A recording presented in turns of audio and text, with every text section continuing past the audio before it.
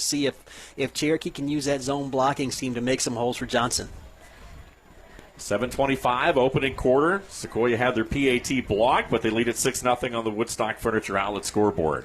Swan this time again. Zy Johnson around that left side trying to break outside this time, but still not a lot of room there. Maybe a half yard, that's all. He's hit hard over on the far sideline and from the Sequoyah bench. It'll be third down and medium right here. Third and a good 6 or 6.5.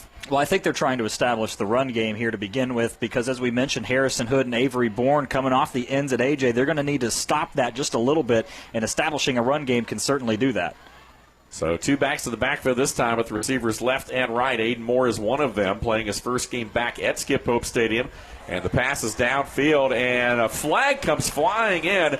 They were trying to hook up there at around the 45-yard line. Now, if he makes that grab, he's still shy of the first down, but the contact may very well give the Warriors another snap right here. It looked like they were throwing in the direction of Adam Fullen. I actually believe that was Peyton Butler, listed as a wide receiver, a junior. And, Connor Sant was on the protection there, as they're actually running a 4-2-5 this week especially, and Sant is that hybrid fifth player. Saw him creep up as a linebacker and then also play as a hybrid player today, so you're going to see him in coverage because he was a defensive back last year, Art. Yeah, you saw Sant right there in coverage. Looks like he had him in a bear hug. Was there just probably about a second or two early on that. It was easy call for the official, and Warriors now move into Sequoyah territory. Last week, A.J. Swan, 14 of 17, 247, 82%. You were talking about the efficiency of both of these quarterbacks last week. And Swan going to hand it off. Near side, Harshaw lining up in the backfield on that play.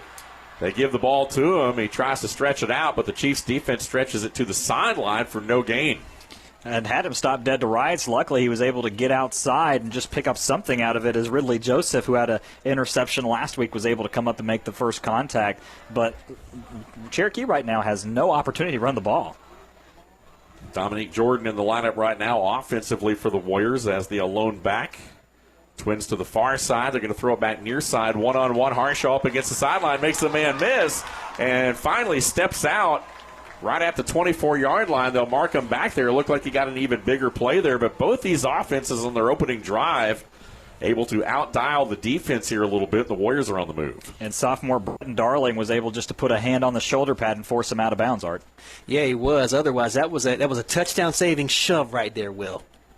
Johnson back in at running back. Receivers left and right once again. They'll hand it. Oh, a little reverse right here to Harshaw with Swan blocking. Harshaw from right to left. He's got some room to run, and he will walk it into the end zone. How about that? So a little razzle-dazzle by the Warrior offense, and with 5:58 to play here in the opening quarter, the Warriors have tied it up, and a point ahead pending the PAT. Dave, we talked about in the pregame can Cherokee establish the run game. That time they use a little creativity to get Harshaw the ball, and I think that's what you have to do to keep this Sequoyah defense off balance, because they look like they're in a very attacking mode tonight. Yeah, and really good job, because they're going to try and pursue the ball, so a little bit of misdirection forces some bad stuff as they miss the extra point. Joel Stahl missed it. It looked like a bad hold as A.J. and Joel are having a conversation. So the score will remain 6-6 on the Woodstock Furniture Outlet scoreboard. We'll take another 30-second break and be right back. 5:58 to play in the opening quarter, and so far it's been all offense. We'll step aside and be right back. You're listening to the Cherokee County Game of the Week on 101.1 FM WLJA. Prescription medications can help us live longer and healthier lives, but any medication has the potential to do harm if misused. Drug Free Cherokee would like to remind you to only use prescription medications as directed by a health professional. Never share your medications with others or use someone else's. Always store your medications securely to prevent others from taking them, and properly dispose of medications that you no longer need. Be a good example for those around you and promote safe medication practices and teach others to do the same. Visit drugfreecherokee.com. Welcome back into the broadcast booth.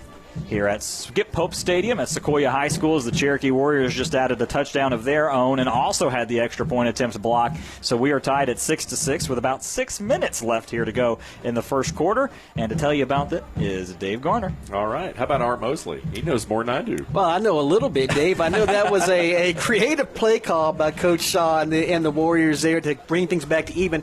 Interesting note right here that both teams had their PAT blocked. One had it blocked, one was a bad snap, but nevertheless, special teams is a key component, like the coach Larry Prater used to always say, one of the key phases of the ball game, Dave. So we'll see if that comes into play later on tonight. And speaking of, Coach, he is with us. He called it up on his Alexa tonight. He called up from Hilton Head, so he's listening to us.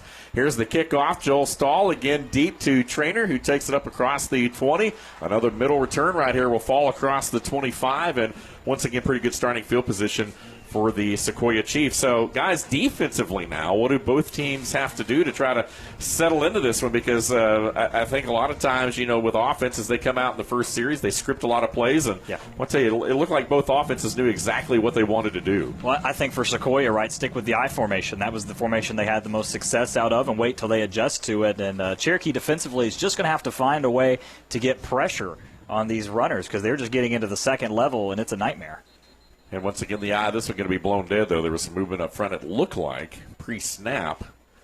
Big crowd on hand here tonight. You look across the way to the home side there. It's filled in really nice. A lot of mix of black and gold and red and black. Of course, Cherokee has filled the visiting side as well. And, boy, this is, here at Sequoyah, you've got the bowl. We talked about that earlier pregame. You kind of sit down in. People standing up all around the sides as well on both ends there. So it's a great atmosphere for high school football here tonight, almost a playoff atmosphere, if you will, might this say. Early in the season. You might believe it or not. Yeah, both undefeated teams, both a lot of fan base that travel, and these schools are not far apart, 15, 20 minutes at the most. So one of the Warriors lined up in the neutral zone defensively. That gave Sequoyah a free 5, and now the Chiefs quickly snap the ball straight ahead. Quick hitter right there from Peyton Lucas, the fullback, will pick up a few. And right at the marker, I believe they're going to give him 5 yards, and that will be a Chief first down. Sequoyah's having no problem moving the ball. I don't even believe they've seen a third down except for that one, the first play or the first move of the chains, if you will. But since then, they've had no problem at all moving it. And it's really just been running up the middle and a little bit of stuff off to the left-hand side if they want to go outside. Once again, Trainer under center. Was stumbling as he handed the ball off. That could have been disastrous.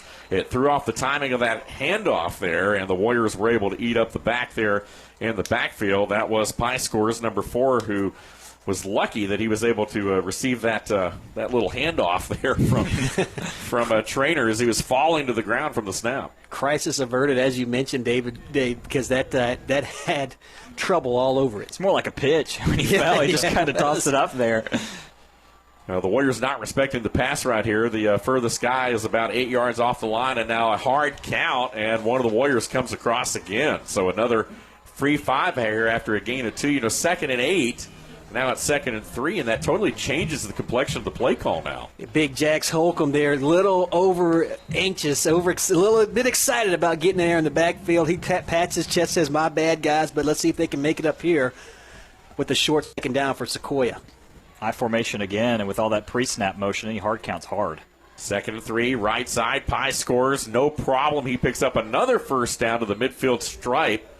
And so far, this vaunted Warrior defense, as we talked about Davis Harvey, defensive coordinator. Of course, Brent Buddy now at Sequoyah, and both those guys have had their hands full here in this opening quarter. 7 minutes gone, a 6-6 ball game. Both teams have scored on their opening drive, and Sequoyah vying for yet another. Well, this is a Cherokee defense that allowed 15 rush yards last week, and Sequoyah ran for 352 last week as well, so something had to give. It looks like right now it's Cherokee's defense. 1st and 10, once again on the ground, straight ahead, 3, maybe close to 4 yards. They'll give him 3 to the Cherokee side of the logo at the 47. And that was just another straight-ahead run right there, and they are getting a steady dose of Jack Pie Scores that we talked about last week. As Will mentioned, had another 108 yards and a touchdown on just 11 carries. So we talk about the efficient pass game. How about the efficient run game? Not a lot of carries in that game, and they were able to rack up those 300-something yards like you talked about. Just a very dialed-in offense. Again, we talked about Coach Teeter being in his 13th season, so these guys have been in this system all the way since 6th grade, so they really have a great clue of what they're doing over here at Sequoyah. And now they're going to go to a strong eye as they load up the near side. Second down and 7. Trainer rolling left. Looking downfield. Now in trouble. Just gets rid of it. Takes a big hit. Back at the Sequoyah 47. And Shaw is fuming because didn't think there was a receiver in the vicinity. He was outside the tackle box. Yep. Well, he may have a point there, but I think you're right. Being outside the box, his eyes were down the field, and now the flag will be dropped at the 45, so this may very well be intentional grounding on Matthew Trainer, the Sequoyah Chiefs, and really the first penalty to back those guys up offensively tonight. Yeah, Dave, I think the rule in high school is that it doesn't matter if you're outside the tackle box. There does need to be a receiver in the vicinity, so you can't just chuck it. I think the rule changes a little bit. As we know, there's subtle differences from the NHFS and college and the pros, but we'll wait for the official call here from the Stripes. And this is why we keep Art around. I mean, just a true wealth of high He's school an football knowledge. encyclopedia, I mean, seriously. exactly, of high school Right. football. Now, Well, you say that, and then you'll get a call to the station on Monday saying that's not not exactly the rule. right. That's not the rule. That's like the ball uncatchable ball rule. That's one of those that doesn't apply really to high school or college like it does in the pros. So a lot of people say, "Oh, that ball wasn't catchable," but a lot of tweaks and nuances as you talked about from level to level. So the penalty is grounding, and that will back the Chiefs up for the first time tonight. A little play action pass, so they got some room. Far side, it was 3rd down and 20 when they snapped the ball. They'll get the penalty yardage back, plus a couple just to the Warrior side of midfield, but well shy of the first down. We'll call it 4th down and 8, but a nice play there to get some of that yardage back, as that was Peyton Lucas, who once again slipped out of the backfield. He has both the first quarter grabs here tonight in the receiving game, but maybe a little too much to overcome right here. They'll trot the punt team out. Yeah, they only had one reception last week, and it was for -3 yards, actually. But, when you take a look at the Sequoyah offense, that obviously 3rd and 20 is not where they want to be. And really a big win here for Cherokee. They were able to stop them because Sequoyah didn't look like they were going to be stopped. But fortunately, they stopped themselves. So Joseph Ryan, who handles the punting duties, will boot it away. The first punt of the night hits right at the 1-yard line, but will go 6 yards deep into the end zone. He tried to kill that thing down there like a 9-iron shot and almost did it, but it took a bounce into the end zone. Talk about Joseph Ryan, the punter. We talked to Coach Teeter about the kicking duties because Zarita had handled them last season, and we thought that would be maybe a point that Sequoyah would have to work on. But Ryan has come in and done an excellent job. We saw him in action last week, and he looked very, very polished as a punter and a kicker. Yeah, he did. I mean, the only flaw that we can say in the first 2 weeks is the blocked extra point, which really isn't his fault, so to speak. So it's obviously a team game, and you can only do anything but kick it up. So if somebody gets a hand on it, oh well. So 3 minutes, 4 seconds left here in the opening quarter. Still a 6-6 ball game on the Woodstock Furniture Outlet scoreboard. Sequoyah and Cherokee. Sequoyah, their second drive stalling after punching their opening drive in. Now the Warriors will go back to work for the second time tonight. And a big hole up the middle and all kinds of running room this time for Johnson up to the 40-yard line. And that was the big explosive run that they were looking for against Mays last week that they didn't get, but they get one here tonight, and that was certainly a goal for this Warrior offense coming into the game. Yeah, I mean, he only had 8 carries for 35 yards. They did go through a stable of running backs, but that's a pretty sizable game. I'd say about 20 yards, so he's close to doubling it. Play action this time. Swan drops straight back looking, firing deep. He's got a man there, double coverage, though, and that ball's going to be intercepted at the 10-yard line. And how about that? Jackson Hancock, the sophomore we talked about, basically playing center field on that one. Swan put that ball up in traffic. No one was really open, but he took a shot to his guy, but the Chiefs had it played well in the back end. Yeah, and A.J. Swan, as we mentioned, being a 4-star quarterback, possibly under-recruited, but he is not one that is under-recruited. But Jackson Hancock able just to read that, and Swan never looked off the receiver. He was going deep the entire way and was double covered. It wasn't just like Hancock got in front of that ball. He had safety help over the top as well. So Hancock, our Schottenkirk Chrysler Dodge Jeep Ram player of the game from last week, making a case for this week as well. So something to keep an eye on, as that is the first turnover. Absolutely. And, of course, we will provide another Schottenkirk Chrysler Dodge Jeep Ram player of the game as part of our Children's Healthcare of Atlanta Cherokee postgame show here tonight as the Sequoyah Chief offense goes back to work. Their third series now, scoring on their first, punting on their last one. And this time they keep it on the ground, but a big loss of 2 there as the Warrior defense finally getting a push in there. And maybe both teams are settling down a little bit now defensively. Who knows? Yeah, it could be. I will tell you, Dave, while that was maybe not the best A.J. Swan pass we've seen. He does pin them deep. And so Sequoiah's got to play out of the shadow of their own end zone. So we'll see if they can continue that run game that they've established early on here in the ball game. Conventional wing tee look this time. Trainer rolling right, looking to fire. He's got a man open, and there's some running room there for the receiver. Jack Pye scores out of the backfield. That time, just a little seam route there out of the backfield. Picks up some good yardage, and that is enough for a first down up across the 20-yard line. We've talked a lot about how Sequoiah's had good athletes, Jaden Mitchell, Miles McGee. I think this is the most complete Sequoyah backfield we've seen. They are able to run the ball effectively. As we mentioned, there were a couple of guys over 100 yards and Pye scores and Lucas, but also really good at being able to get outside and catch some passes as well, which makes this wing tee offense just so much more dynamic.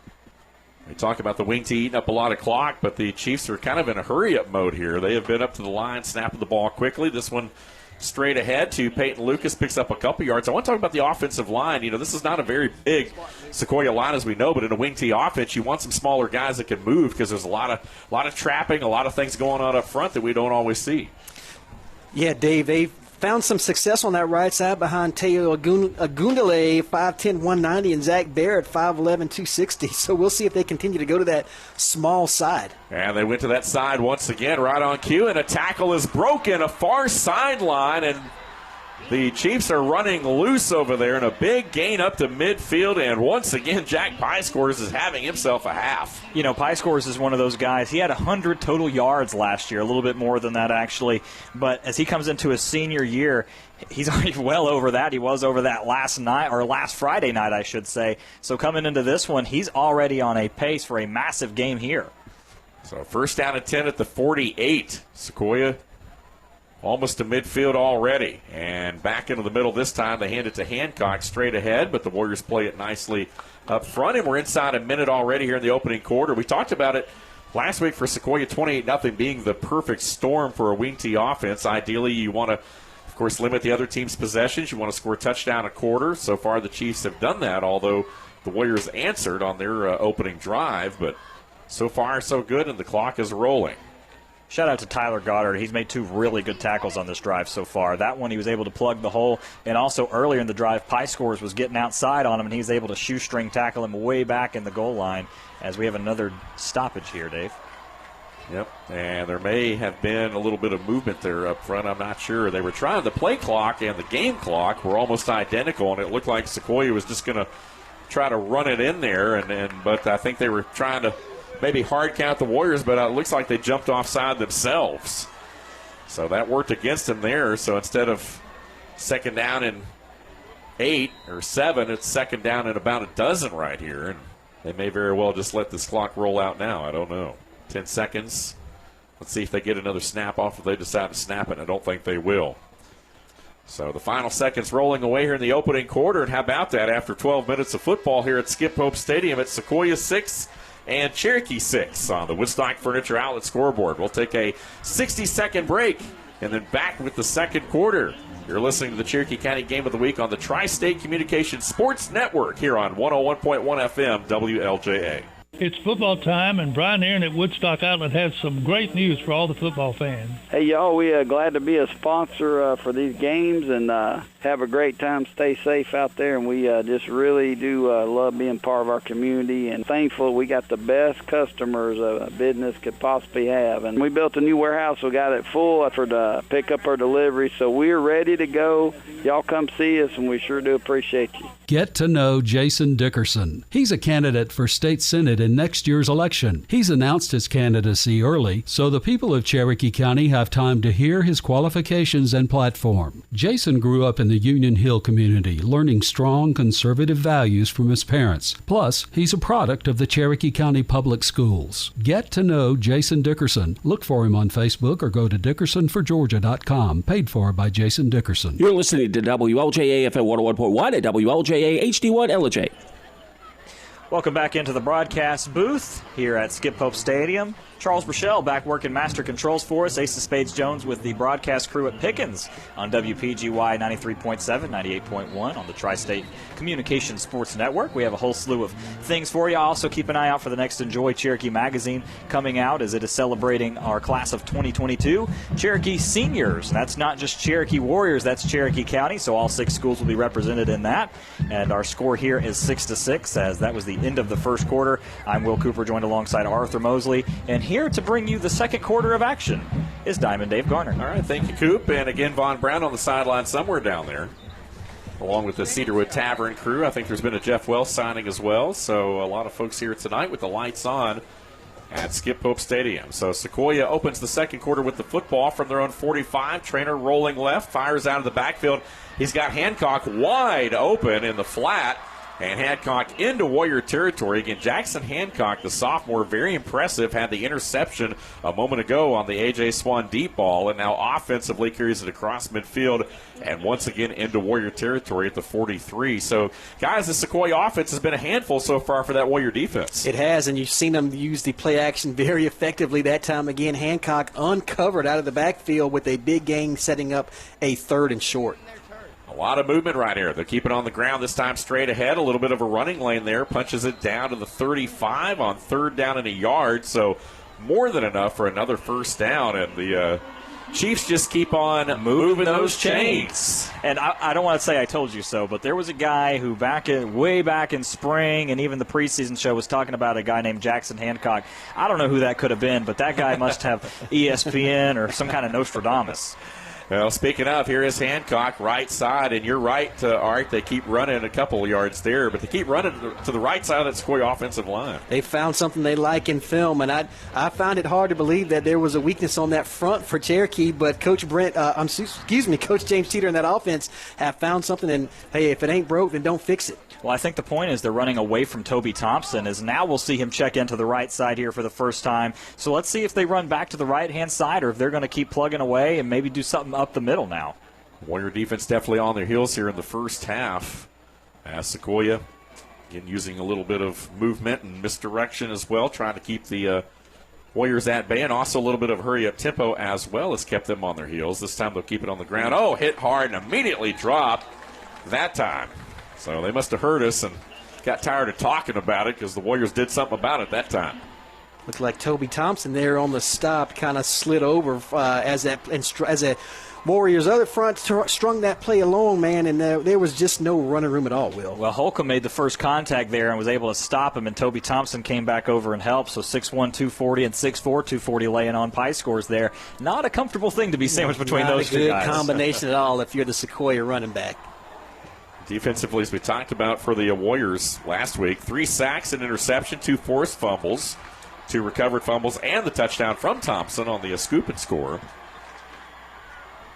And this time, Trainer, a little play action, rolling right, tucks it, runs it, now pulls the ball back out, fires to the near sideline, complete inside the 20 and beyond the first down marker. That's a nice grab there, going down and getting that football. Yeah, that was Ashkin Hunt, and one thing that we have to mention is Toby Thompson got absolutely juked out there by Matthew Trainer, went flying after him, made him look bad.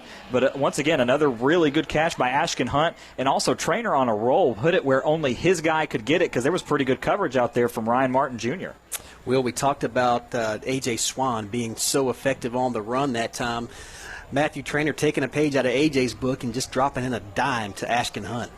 Yeah, and Hunt went down and grabbed that ball, kept it up off the turf, made a nice grab there on an out route, right up against the near sideline. So a first down and 10 for the Chiefs, who once again are driving. Here's Hancock again, has his number called. This time left side, picks up a couple down to the 15.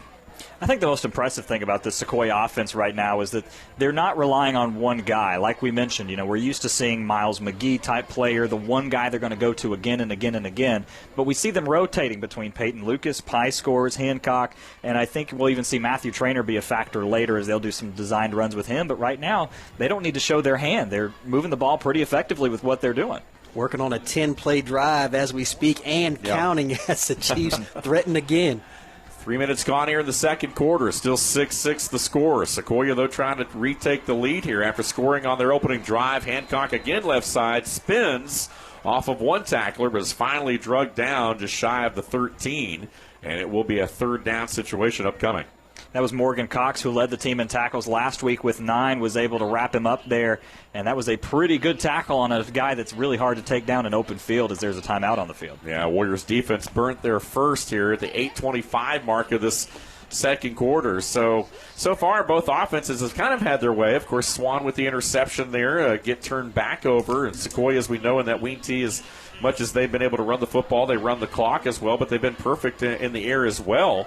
Trainers, you talked about the efficiency coming into the broadcast. Is another efficient night here tonight so far. Yeah, when you complete 64% of your passes, it's hard to improve on that. But when you're completing 100% through the first quarter in a drive, that's pretty good as well. One thing that we didn't get to talk about on the pregame show that I wanted to mention is that this Cherokee team only played 2 quarters in a drive on Wednesday, and that also was a Wednesday game. So this is a very well-rested Cherokee team. Kind of wondered if they would come out with some rust or if they would just be flying around. And I think right now they're showing that they're a little bit, I think surprised by the Sequoyah offense so far, because Sequoyah's really taking it to them. You're right, Will. The Sequoyah has Cherokee on their heels right now, driving deep. A very key third down early in the ball game.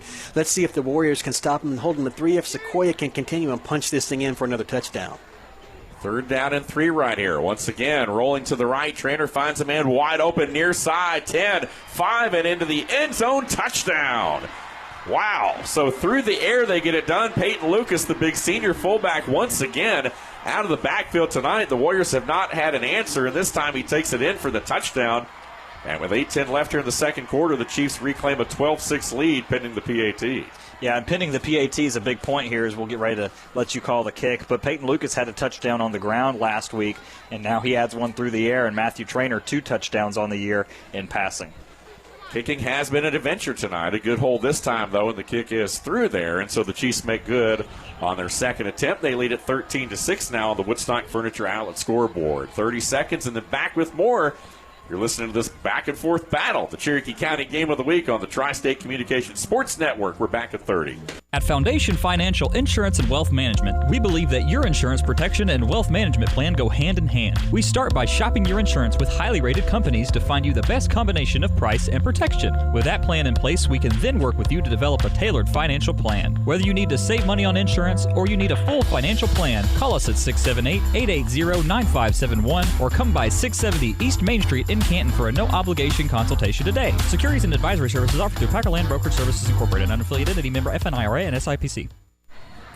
Welcome back into the broadcast booth here at Skip Pope Stadium as our score is 13-6 as Sequoyah was able to put together, courtesy of Arthur Mosley, a 12-play, 90-yard drive as he is keeping a stats book for us. Ronnie Cooper at home right now. Hope he's resting up and feeling better. He'll be back with us later in the season. But as we mentioned, our score here 13-6 on the Woodstock Furniture Outlet scoreboard, and we'll get you updated at halftime on the Foundation Financial Insurance and Wealth Management halftime show about all the scores going around as Sequoyah is set to kick this one back off to Cherokee after the A.J. Swan interception. To tell you about it is the man himself, Dave Garner. All right, Coop. Yeah, again, the 2 senior coaches in the county trade wits here tonight. Josh Shaw, his 10th year with Cherokee. Of course, James Teeter, 13th year now at Sequoyah, 69-61 overall with the Chiefs. 7 seasons at Dunwoody prior to his arrival in Hickory Flat. And now we've got a timeout on the kickoff called by Sequoyah. So there was obviously maybe a personnel or something there that they didn't like. It's rare that you see a timeout burned on special teams. Yeah, it is. And Art, I didn't mean to steal your thunder there with the stats, my man. I kind of realized, I'm like, wait a minute, he just told me all that. Now here's all this information. Well, it's a team effort, so I'm just laying it down, and you're knocking it out of the park. I know. I'm sorry. I haven't talked in a week. As you guys mentioned, a very rare special teams timeout, especially after a touchdown. It's almost akin to a team having to call a timeout after a dead ball situation. You just probably a coach would rather not burn that timeout. Looks like Sequoyah has been doing everything right as of late, so I don't know if it'll come back and haunt them. but perhaps they might need it last drive of the quarter. And one last thing I want to point out, guys, before we get this kickoff underway, is last check, Woodstock and River Ridge doing battle just down the road here as the two Woodstock teams are going at it, as well as Etowah being on a bye week because of the cancellation with Forsyth Central. But River Ridge up in that one 14-0 as of last check, so we'll keep you updated on that. And as we mentioned, everything will be continuing to be updated throughout the night. If you're looking for the Pickens County game, that's on our sister station WPGY, as Pickens is up over there 7-0. You can listen to that on 93.7 in LJ and 98.1 in Jasper, and always at WLJRadio.com. There's a listen live button for us where a lot of you are listening, so thank you, and also for PGY. All right, Joseph Ryan again puts his foot into it. A short kick, once again taken by the up back over on the far sideline, shoved out of bounds over the far side, but not before a big gain across the 30, 35, and up close to the 40-yard line, maybe even a little more than that. So a couple of short pooch kicks here tonight, and that has set up some pretty good field position here for both teams. We talked about the Warriors offensively, 289 passing yards last week, just 48 rushing. They had the big rush from Cy Johnson, of course, earlier in the half there, but a 35-point second quarter last week against Mays. So we know this is a Warrior team. Even though they've struggled out of the gate here a little bit tonight, they can put up big points in a hurry. Well, this is a team that historically turns the ball over quite a bit. They had 17 last year. They had one against Mays last week, and here they have already got one in the first quarter. So keep an eye and make sure that they can control the ball, because Sequoyah have turned the ball over 4 times last year. On the ground, Johnson breaks out of a pack. Watch out, second level, and then he cuts it outside towards the Sequoyah sideline up across midfield and down to the Sequoyah 45. So one play, and the Warriors are in Chiefs territory here. And so, once again, both offenses moving up and down the field. Zy Johnson doing a little shucking and jiving there, making men miss, and another great run, taking a play out of the Sequoiah's playbook. So first down here as the Warriors again move the chains there. Thompson went in motion momentarily as the halfback. Swan will throw it. He's got a man over on the far side complete. That's Harshaw, who will make the 5-yard grab and then step out of bounds in front of the Sequoyah bench. We talk about Aiden Moore so far. Fairly quiet tonight, making his return after transferring from Sequoyah to Cherokee. I know he's a little nervous before the game, obviously going up against his former team.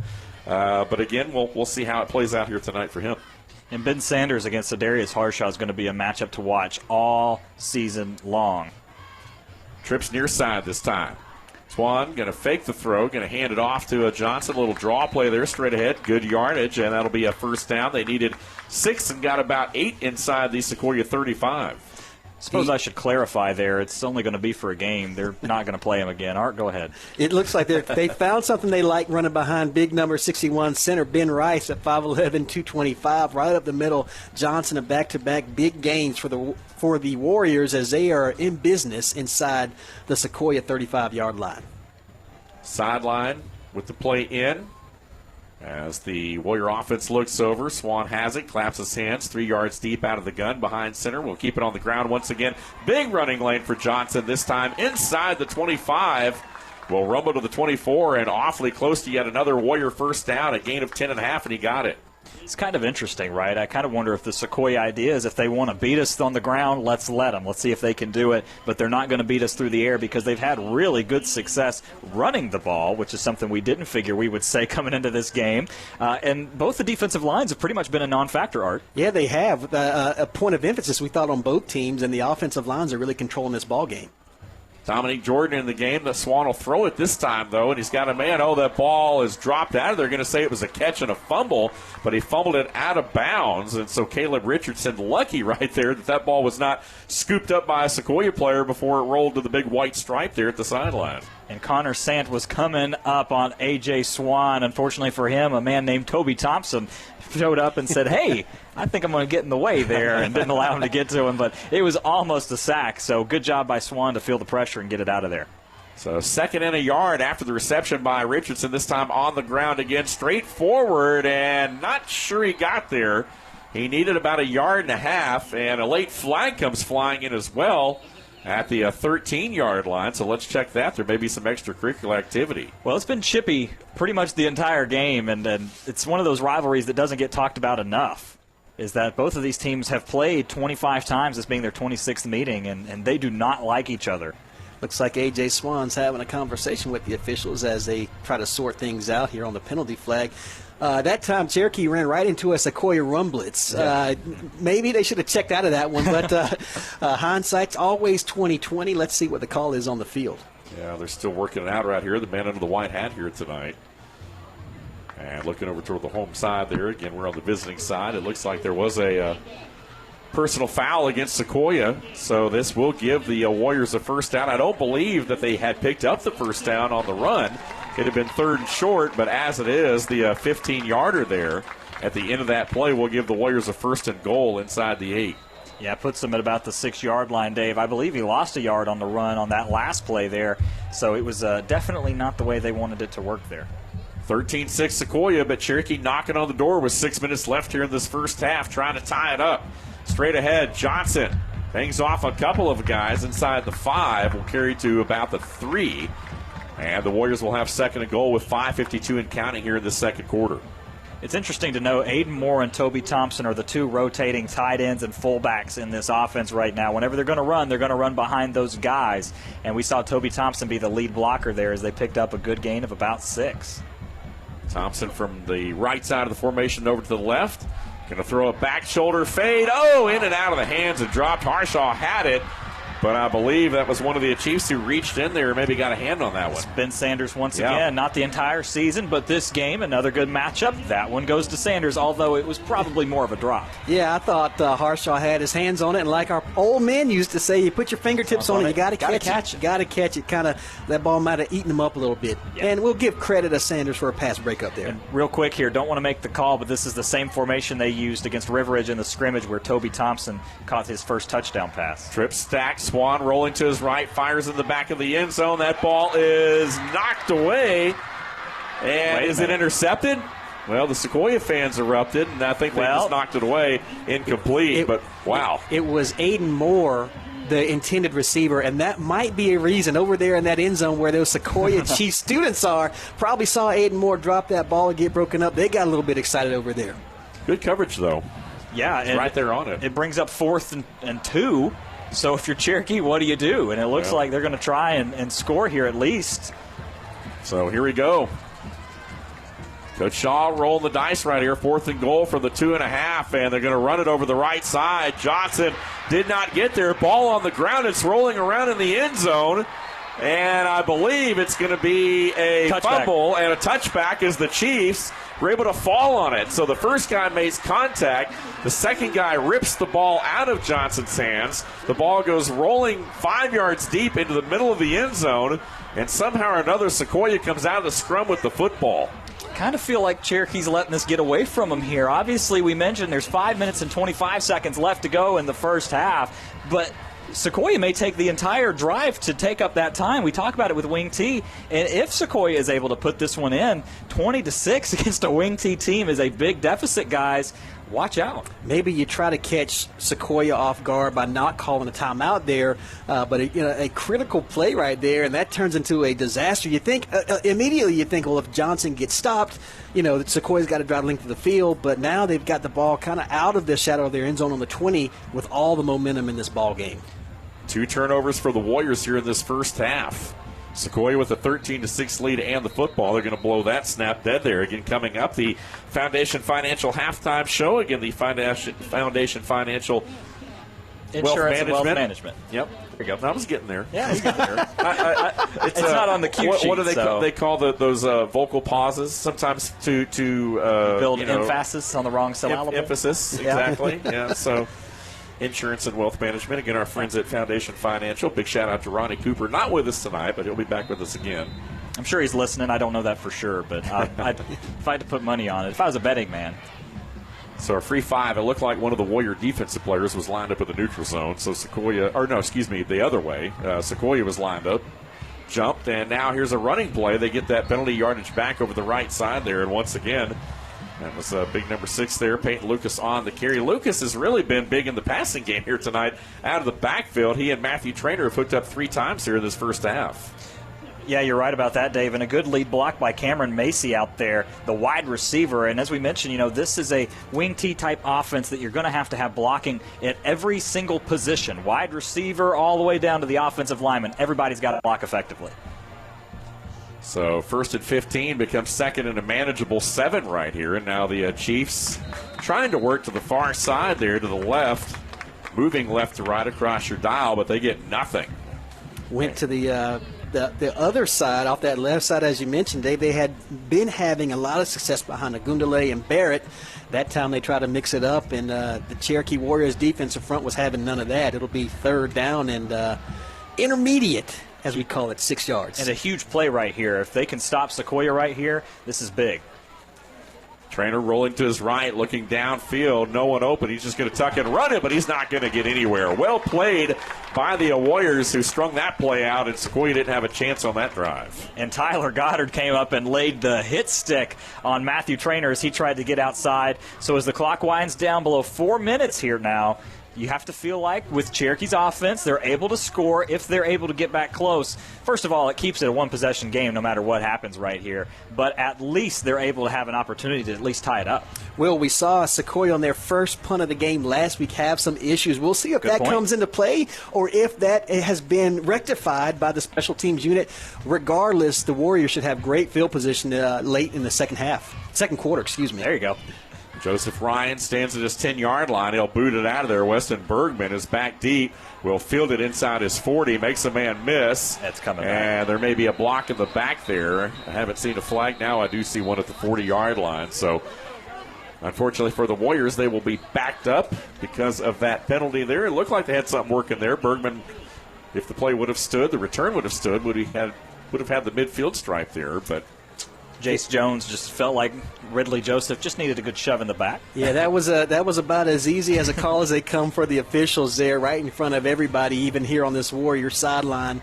I think everybody anticipated that flag coming. So instead of having a 1st and 10 at close to midfield, it's going to be 1st and 10. You want to say 25? Inside the 30, probably inside the 30. Jace Jones had the interception last week. There for the Warriors right at the end of that game to thwart what could have been May's second score of that game, but I think he is indeed the guilty party here on this one. So they're going to put the ball down right at the 30, just shy of the 31 of Cherokee. The Warriors moving right to left.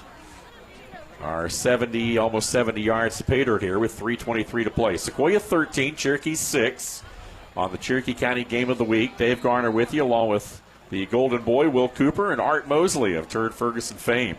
Here in the booth with us tonight, Vaughn Touchdown Brown back with us here at halftime. And the Warriors will keep it on the ground. Not much doing there. Maybe a yard or two over the left side. And it'll be 2nd down and 8 as that clock continues to roll down to 3 minutes. Well, Art and I are having a miming conversation here about where's the play-action pass. They've run the ball pretty effectively, and now Sequoyah has really keyed in on the run game. It's time to pull the ball out and throw it over him, Art. Well, in a minute here, Coach Shaw's going to prove why we're in the booth and he's on the sideline, I'm sure, as I believe the Warriors will probably have something dialed up here quickly. Swan out of the gun. Receiver in motion. That's Harshaw coming across the middle. Under pressure, though. They're keeping Swan hemmed in. Rolling to his left. Fires down the field. He's got a man up at the 45. And we talked about whether or not he's more dangerous out of the pocket or not. And that time he rolled his left through back across his body and finds Aiden Moore 20 yards downfield for the reception. Yeah, Aiden Moore was our other Schottenkirk Chrysler Dodge Jeep Ram player of the week. He was a Wednesday player there and had 2 touchdown receptions, but that was a really good sideline grab by him and able to move the chains. So Aiden Moore figures into the stat sheet. Now he'll go in motion, making it trips to the far side of the formation. Receiver back to the near side. That's Richardson. They'll keep the ball on the ground. Big running lane right here.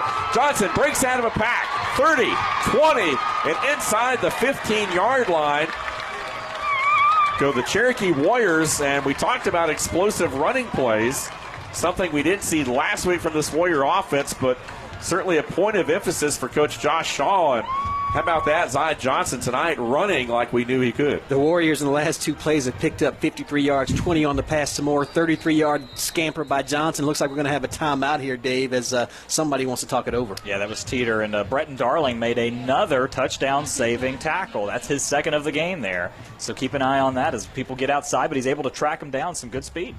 Definitely, as you talk about it, Will. Bretton Darling, a guy who's a 2-sport, 3-sport athlete, if I'm not mistaken, a basketball player, a football player, and if I'm not mistaken, he might also play lacrosse. Oh, look out.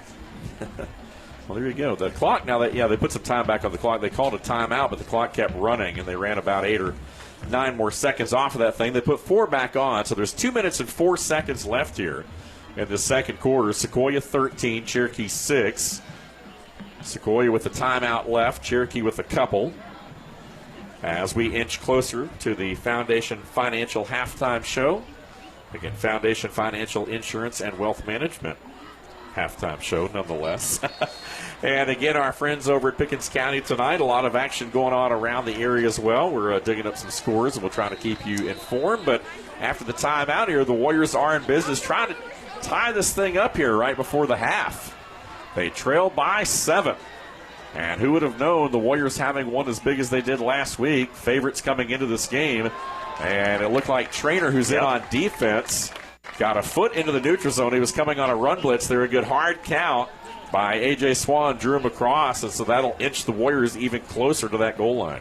A couple of score updates on our Woodstock Furniture Outlet scoreboard. River Ridge up 28-0 over Woodstock, Pickens County. Once again, that game you can find on PGY, our sister station. They're up 13-0. Last we checked as well. And a couple of other big scores. North Cobb up 21-7 over Milton as of last check. So a lot of confusing scores here in the early going. A lot of upsets on tap. So make sure you tune in for the rest of the night. Cy Johnson straight ahead on the give, and did he break the pylon? No signal yet. He's right there at it, but I believe he's going to be about an inch short. So the clock will roll inside 2 minutes here now. The back judge has his arms up signaling a touchdown. Now he's saying second down. He's got the... You heard the roar of the fans here. Yep. Well, they don't need much right here. Johnson stays in there. Swan will go under center. He's just going to snap it, go over the top with it. Sticks that ball across the goal line and a touchdown.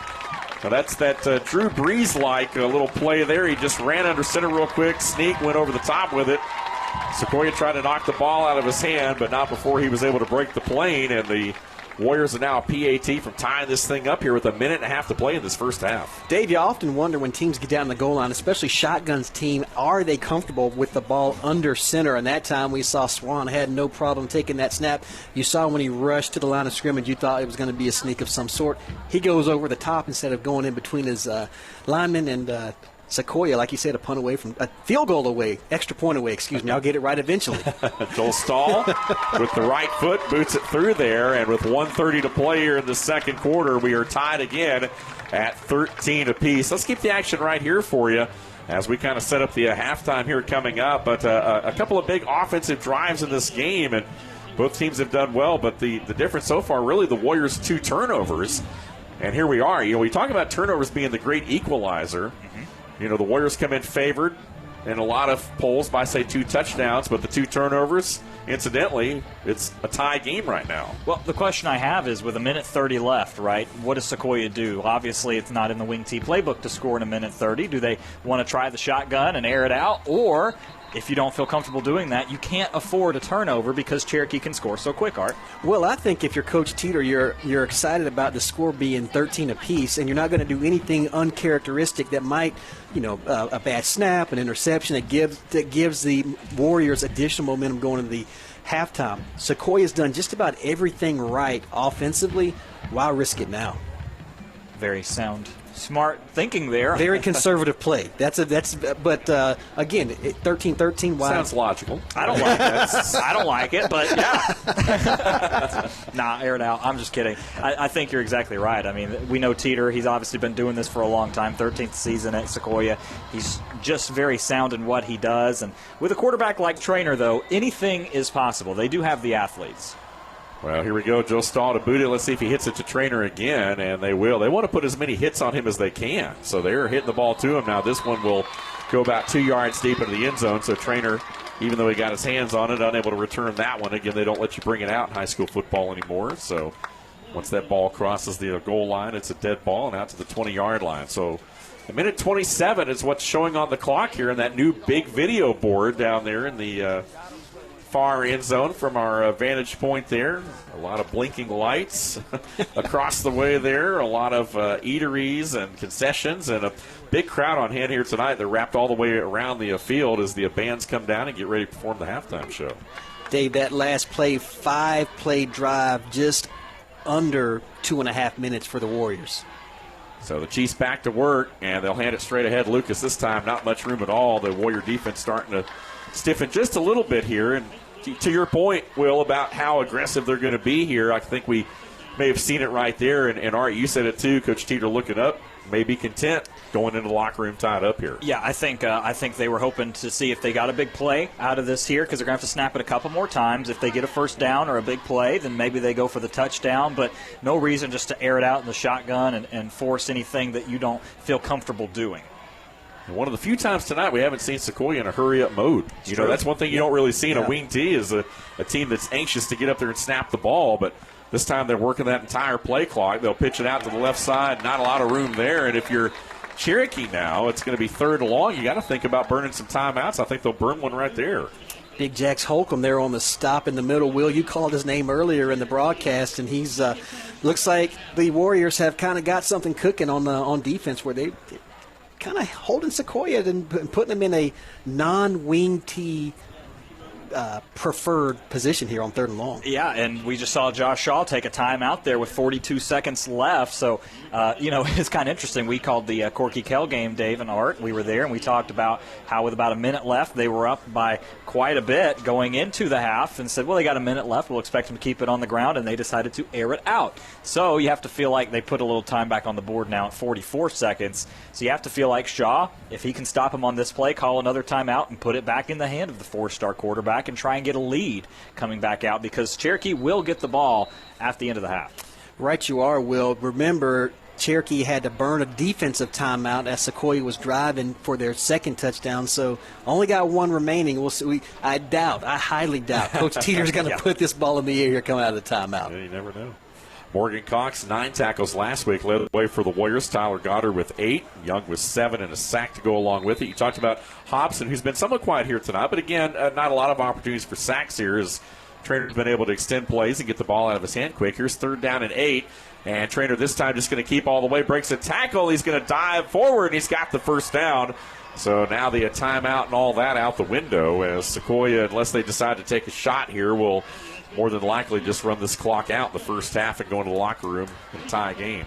Well, number 83, Ashkin Hunt, who had the reception earlier, is having to hobble off the field, so it's taking a lot of time off the clock here for Sequoyah. So maybe they're trying to speed it up here. And yeah, play clock's at 0 right now, but I'm not sure they ever reset it.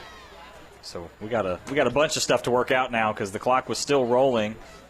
Not sure if there was have to go back to the game clock, because if the game clock's under 25 seconds, Sequoyah doesn't have to, theoretically don't have to take another snap. Right. They can go into this halftime tied. But I don't know that they're content to do that after the first down. So they put 20 seconds back on the clock. And I assume it'll be starts now. Yep, there we go. They're going to roll it. Play clock is turned off, and they're going to pitch it. Far side, Hancock is going to grab what he can there, but it does look like the Chiefs will be content to run it out here as they make it up past their 35, but that'll do it as the final seconds tick away. So what a first half, gentlemen, of high school football here tonight at Skip Pope Memorial Stadium. It's Sequoyah 13, Cherokee 13 on the Woodstock Furniture Outlet scoreboard. We'll take a 2-minute timeout and be back with the Foundation Financial halftime show. Again, the Golden Boy, Will Cooper and Art Mosley joining you, and maybe another guest performance by the one and only Vaughn Touchdown Brown. We'll have to see if he comes out of the rain there. A little bit of the raindrops still falling here at Skip Pope Stadium, but a great ball game here tonight. 2 minutes and then back with more. You're listening to live coverage of the Cherokee County Game of the Week on the Tri-States Communications Sports Network here on 101.1 FM WLJA. At Foundation Financial Insurance and Wealth Management, we believe that your insurance protection and wealth management plan go hand in hand. We start by shopping your insurance with highly rated companies to find you the best combination of price and protection. With that plan in place, we can then work with you to develop a tailored financial plan. Whether you need to save money on insurance or you need a full financial plan, call us at 678-880-9571 or come by 670 East Main Street in Canton for a no-obligation consultation today. Securities and advisory services offered through Packer Land Brokerage Services Incorporated, unaffiliated, any member FNIRA and SIPC. It's football time, and Brian Aaron at Woodstock Outlet has some great news for all the football fans. Hey, y'all, we glad to be a sponsor for these games, and have a great time. Stay safe out there, and we just really do love being part of our community, and thankful we got the best customers a business could possibly have. And we built a new warehouse. We got it full for the pickup or delivery, so we're ready to go. Y'all come see us, and we sure do appreciate you. You've seen the many car dealer lots that are almost empty. Not at Schottenkirk Chrysler Dodge Jeep Ram in Canton. They've found the best used cars and trucks to fill their lot. Hundreds to choose from. Just go to SchottenkirkChrysler.com and do a search. Then come by and test drive your choice or buy online. Schottenkirk is proud to call Cherokee County home and are happy to be the dealer with a fully stocked lot of cars and trucks. Schottenkirk Chrysler Dodge Jeep Ram, just off Riverstone Parkway in Canton at 200 Liberty Boulevard. In times of uncertainty, it's nice to know that there's still some things that are certain. Hi, I'm Dave Garner here, your local Woodman Life representative. I want to make sure that your family is protected with needs-based life insurance through Woodman Life. Life insurance has many benefits. It's not just something that's there when you pass. It's mortgage protection, family savings, debt relief, replacing lost income, and overall peace of mind. Some companies sell it because they have to. We sell it because it's what we do. Call for a free quote today or visit me online, and let's make certain that you're protected from today's uncertainty. Halftime, the Foundation Financial Halftime Show here on WLJA. I'm Charles Purcell. We'll get back to everybody at Skip Mosley Stadium in just a moment. Our score is 13-13 with Cherokee and Sequoyah. River Ridge all over Woodstock, 28-0. Pickens is leading Commerce 13-0, and you can get that on our sister station WPGY 93.7 and 98.1 FM. Big story of the night: Milton, the number one team in Sev A, not just losing, they're getting waxed right now by North Cobb 21-7, and Dalton has brung out the can against Ridgeland 42-0.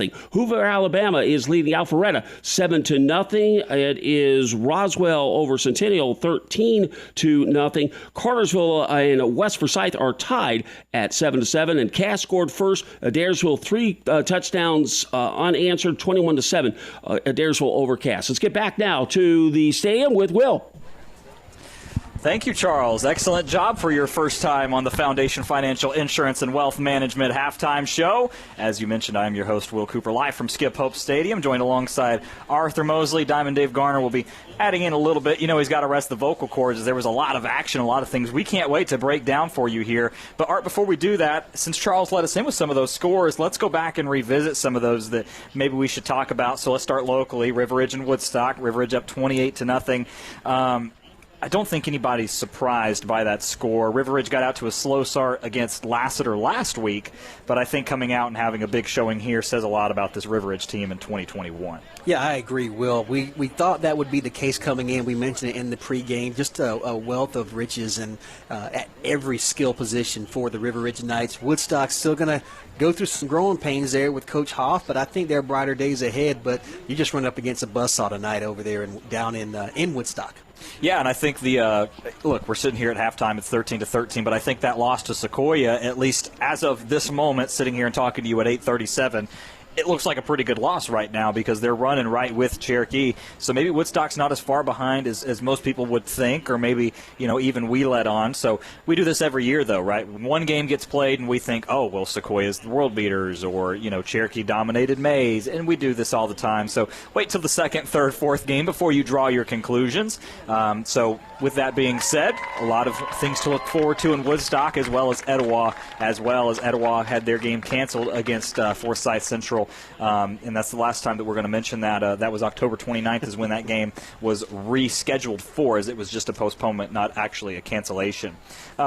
One game that we do want to point out is Pickens versus Commerce, as that is the first one on WPGY. Pickens up 16-0 now. Looks like a safety maybe helped garner that score. And, of course, you can listen to that on WPGY, as Charles mentioned, 93.7, 98.1.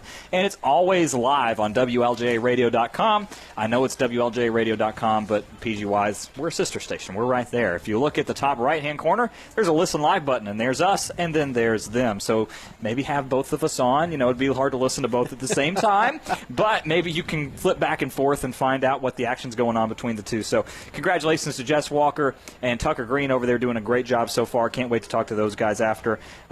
in the terms of Charles Burchell, Milton getting waxed by North Cobb, what an adjective. Yeah, he said wax. They pulled out a can. I think we were all a little bit shocked by that score, seeing North Cobb struggle a little bit last week in falling to Buford. Now, Buford is no slouch, one of the best teams not only in Class 6A, but also in the state. And Milton, highly rated. Perhaps playing without LT Overton tonight might be a big deal without him getting additional pressure on the quarterback over there, Singleton, for North Cobb. But the Warriors looks like the North Cobb Warriors, I don't want to get our listening audience confused, have found a way to move.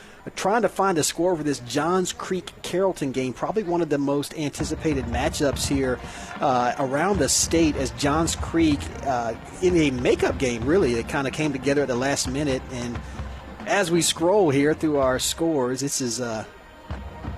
We use ScoreStream. They do a pretty good job of keeping everybody up to date and everything as we're... And I think, Will, it wasn't initially input into ScoreStream, so I think that might be one of the reasons. We'll try to... The last score update I have, Art, was from 34 minutes ago by Johns Creek, and it is Johns Creek was up Carrollton up 7-0 after 5 different punts from both teams. The end of the first quarter, it's 7-0 in favor of Carrollton. So we'll be trying to keep you updated on that as we go along here. So pretty interesting there, as Johns Creek's one of those teams, after beating Gainesville in the Corky Kell last week, that's one of those upstart teams that a lot of people should keep an eye on, because obviously Region 7 6A, as we sit here with Sequoyah, one of those teams that could have a stake at least for a playoff spot. Absolutely. We thought that all 3 Cherokee County teams had a pretty good shot at reaching the playoffs in Region 7 6A. I thought Centennial might be a team. It looks like I was dead wrong on that, so I'll go ahead and admit that live on air. But Johns Creek is very impressive. Now, don't forget about the Cambridge Bears as well. That's another team with a returning quarterback who could be in the mix late. And Riverwood up on Wheeler tonight as they host teams Lockhorns, another team in the region that might throw a monkey wrench into the standings later on in the season. Dave, what have you got for us, my friend? Yeah, I wanted to mention, too, there was some football being played last night. Obviously, there's a lot of COVID things going on, as we know, but there's some officiating shortages and different things as well. And Gilmer playing their opener last night. They played on Thursday night against Ringgold. Ringgold, the Tigers, came down and played in LJ, and Ringgold won 35-15. However, talking to a lot of folks in LJ, the game was really a lot closer than that. Ringgold had a couple of late scores in that game. Gilmer had a chance to take the lead going into halftime, but had a turnover, and Ringgold returned it back. So it was basically a 14-point swing. So not the best start, obviously, for Coach Paul Standard in his debut, but things moving in the right direction for Gilmer. Only a matter of time there, but did want to throw that score out there as well. That was a score from last night. Right, and that's a good point, Dave, because I think this Gilmer team is one that a lot of people can get excited about, because they have one of the best coaches still active in Paul Standard, coming from St. Pius X. Surprised a lot of people by picking Gilmer out of there. But with all of that being said, another thing that I want to point out is Fannin County was scheduled to play Copper Basin out of Tennessee. No game, obviously, for them. So something to keep an eye on is Fannin County as well, as that's well within our listening area. And Fannin County had an extremely successful season last year as well. I believe they lost to Fitzgerald. Is that correct? Yeah, so they lost to Fitzgerald, and as we know, they went to play in the state finals. It's funny, Fannin County lost to Fitzgerald, who played in the state finals and lost, and River Ridge played Lee County, who played in the state finals and lost. So a couple of teams within our listening area that went back and forth there. The similarities there are similar to 2018 with Creekview and Pickens, because they both went to the same level of playoffs, and they both lost to common opponents and things like that. So with all of that being said, bringing it back here, let's talk a little bit about the game we've got here, just on a broad overview, and then we'll hit a break and get more into the nitty-gritty. But score 13-13. Guys, your overall thoughts. I think if anybody was going to place some bets or place a wager on this game, 13-13 would not be the score they had at the half. Not at all, Will. Look, Sequoyah was able to jump up on the Warriors, and then on that second scoring drive were able to eat up a lot of time. They've had the ball 5 times, 2 touchdowns, and the fifth time they had it, it was the end of the half. The Warriors only with 4 drives in the first half, so that wing T doing exactly what it was designed to do, keep A.J. Swan and that potent Cherokee offense off the field. Dave? Yeah, absolutely. My problem is I'm just too comfortable here. Because it's so nice. Every time we come here, we're outside. We're under a tent. We've got AC tonight. We've got lighting. We didn't have to bring lamps. We didn't have to bring anything. No bugs to fight tonight? No bugs to fight. So my problem is I'm just too comfortable. Like, I'm wanting a nap over here in the corner. Yeah. But this game definitely not putting me to sleep. I mean, that's the one thing that's keeping me awake right now is this game. I mean, 13-13. You look statistically at what's going on. A lot of it's kind of even, although they're getting there in different ways. But I've been impressed with the efficiency, particularly from Sequoyah in their pass game. They've used the pass just enough whenever Cherokee's cheated 8 guys in the box. They've loosened him up by taking Peyton Lucas and bringing him out of the backfield and tossing a couple passes to him. That's kind of kept the Warrior defense on their heels, and also the up-tempo game that we've seen from Sequoyah. There have been very few times where they've gotten inside 10 seconds on the play clock, snapping the football, which in a wing T offense, you want to eat up the clock traditionally. So you're taking as much time off that clock as you can. So they're really trying to keep this Warrior defense on their heels. They've done a pretty good job. I think Cherokee's starting to settle in a little bit defensively. I think they'll have a little bit something, dialed up, so it'll be interesting to see what the adjustments are at halftime, really, for both teams, especially on the defensive side of the football. Well, let's go ahead and take a 2-minute break. That way we can get into the nitty-gritty of this game here and get into the X's and O's a little bit and bring you some of the stuff that we have saved for you here on the Foundation Financial Insurance and Wealth Management Halftime Show. Again, you're listening to Tri-State Communications Sports Network as we have about halfway to go here in the halftime show. 2 minutes and we'll be back. You're listening to 101.1 FM WLJA. Are you paying too much for your car or home insurance? At Foundation Financial Insurance and Wealth Management, we represent dozens of highly rated insurance companies. We can help you develop the right protection plan for your family and then search to find you the best combination of price and protection. Call us today at 678-880-9571 or come by and see us at 670 East Main Street in Canton for a free, no-obligation quote on your home, auto, business, or life insurance. Securities and advisory services offered through Packer Land Brokerage Services Incorporated, unaffiliated entity, member FINRA and SIPC. Golf cars used to only be for golfers. But now there's so much more. Golf Cars also offer transportation around your neighborhood or farm. Get yours at Golf Cars of Canton, your Club Car, Tomberlin, Garia, and Columbia dealer. Plus, they have a full service and parts department. Check out the selection of used golf cars or ask about renting. Go to golfcarsofcanton.com. Visit them at 121 Waleska Street in the Sandy Hook Shopping Center or call them 678-880-1156. There's been so much talk about distracted driving, you're probably sick of hearing about it. Well, we'd rather you be sick of hearing about it than lose your life doing it. The caring staff with Soseby Funeral Home in Canton reminds you that we all have to go sometime, but don't rush it. Wait your turn and don't drive distracted. Keep your hands on the wheel, your eyes on the road, and make sure you stay alert and arrive alive. Drive safely and help us protect our teens. They're the only future we've got. Brought to you by Soseby Funeral Home, honoring life from 191 Jarvis Street in Canton. When you are the official sponsor of the comeback, adding a few feet to a drive matters. First down! So does shaving a tenth of a second off a lap. Top-rated surgery, physical therapy, and motion analysis by the sports medicine team at Children's Healthcare of Atlanta helps young athletes not only prevent injuries, but heal faster and return stronger, ready to win. Our more than 25 orthopedic and sports medicine locations are ready to assist your athlete's comeback. To learn more, visit choa.org/sportsmed. Real quick updates. Carrollton is 20-7 over Johns Creek, and Cartersville leads 10-7 over West Forsyth at the half. Let's get back down to the stadium.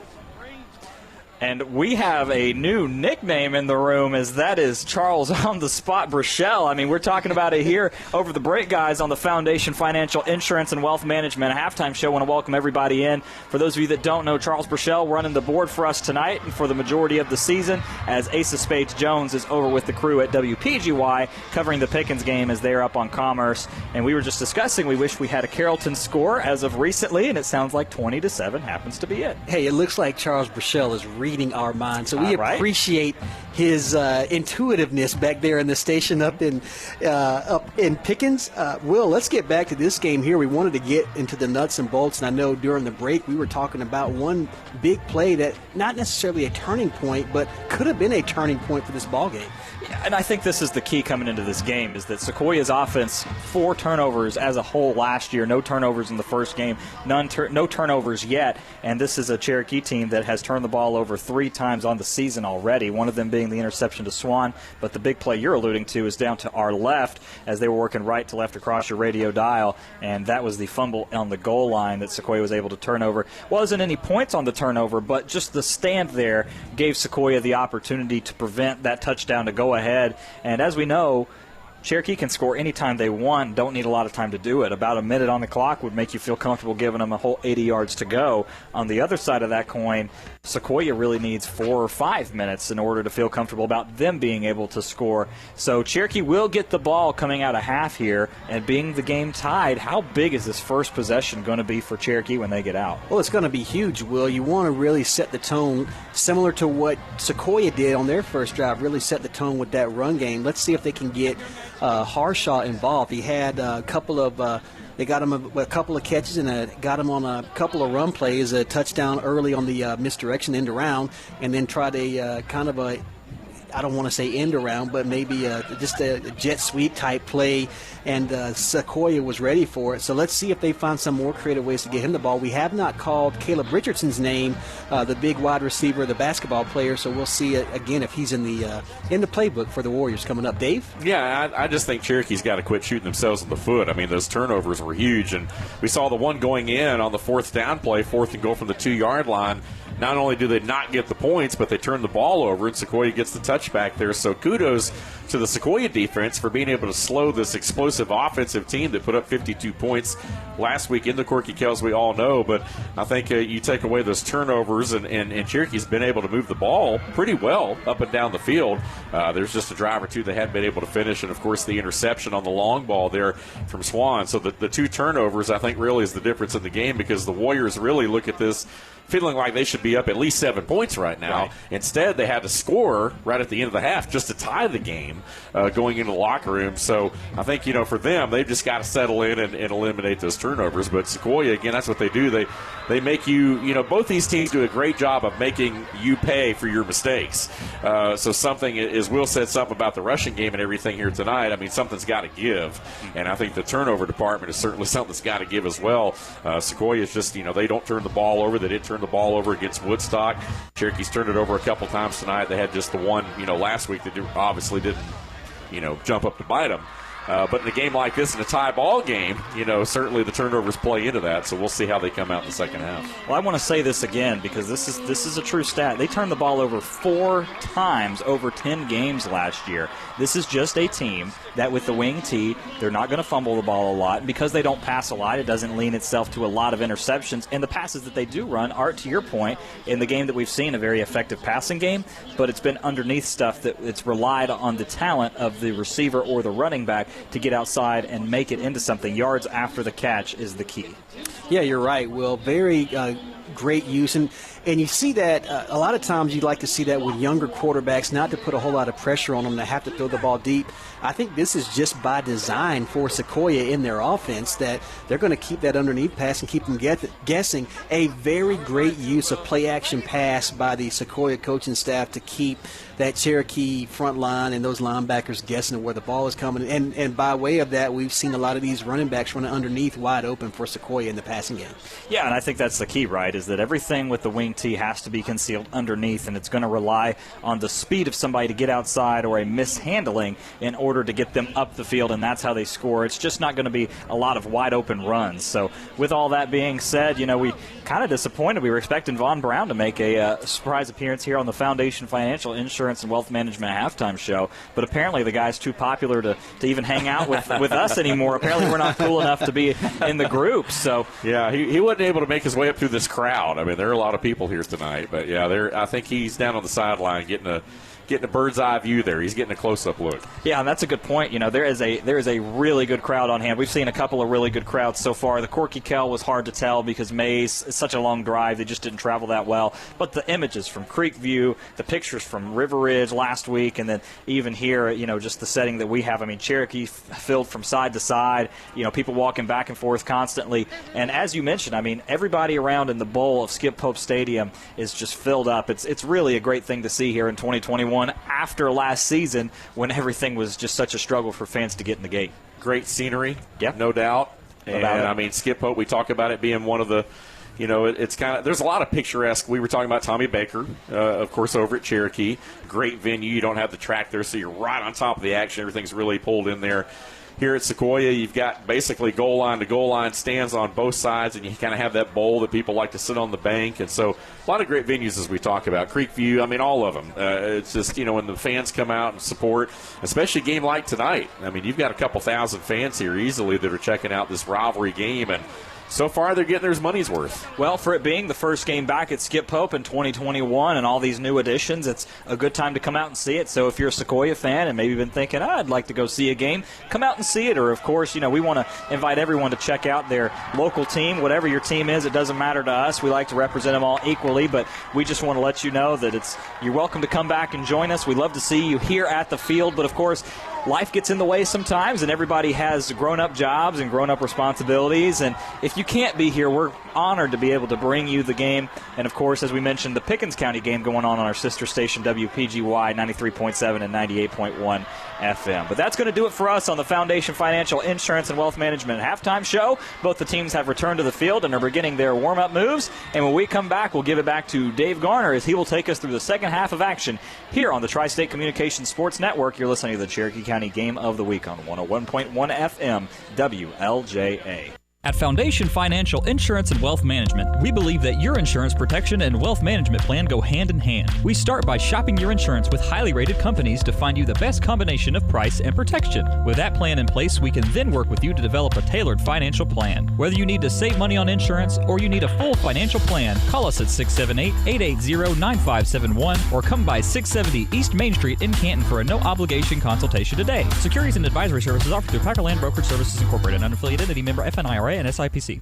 Prescription medications can help us live longer and healthier lives, but any medication has the potential to do harm if misused. Drug-Free Cherokee would like to remind you to only use prescription medications as directed by a health professional. Never share your medications with others or use someone else's. Always store your medications securely to prevent others from taking them, and properly dispose of medications that you no longer need. Be a good example for those around you and promote safe medication practices and teach others to do the same. Visit drugfreecherokee.com. Get to know Jason Dickerson. He's a candidate for state senate in next year's election. He's announced his candidacy early, so the people of Cherokee County have time to hear his qualifications and platform. Jason is a businessman and was co-founder of Quest Trucking Company. 30 years of business experience will give him perspective when your tax dollars are spent in Atlanta. Get to know Jason Dickerson. Look for him on Facebook or go to dickersonforgeorgia.com. Paid for by Jason Dickerson. Northside Hospital Cherokee proudly supports Cherokee County football. Thousands of Northside doctors, nurses, and staff are right here in Canton, serving on the top-ranked team for your family's health needs. Whether you're on the field, in the stands, or in your neighborhood, Northside has the expertise to provide exceptional care in your community. For sports medicine, cardiology, maternity, oncology, and other specialties, you can trust your health care to Northside. Visit northside.com/Cherokee to learn more.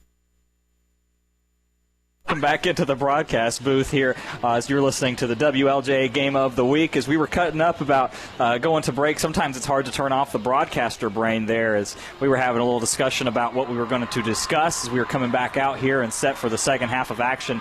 And I mentioned that we talked about something on the Northside Hospital Cherokee pregame show and said it just in passing conversation. So if you think that we say things just to fluff up the sponsors, we don't. It's really how we think, Art. And sometimes you go home and it's hard to turn it off. Yes, it is. You're right. You are. Will, I was talking to you about the Woodstock Furniture Outlet scoreboard. There you go. As we go back to the scoreboard, still no change at 28-0 at River Ridge, and Pickens still up 60-0 over Commerce as the teams look to get set. Dave, what do you have for us in the second half here? Well, talking about this series rivalry, you brought up a good point. I don't want to. We keep stealing Art's thunder. I know, right? But Art said this. He said, last year's game between these two, not sure it was tied at halftime, but it was awfully close. And then, of course, Cherokee ends up pulling away. And last year, 41-20 was the final. So we're kind of in a similar ball game. I know the Warriors are hoping for a similar result, but I'm sure that that's also wearing on Sequoyah a little bit as well. And the Chiefs are very intent on coming out, trying to be physical, trying to keep that defense on its heels a little bit, and trying to prevent what happened last year. Well, Dave, there's a term they use in football and in sports in general, finish the drill. Can Sequoyah finish the drill? They did a great job in the first half at drawing even at halftime, and now we'll see if they have matured over the course of a season.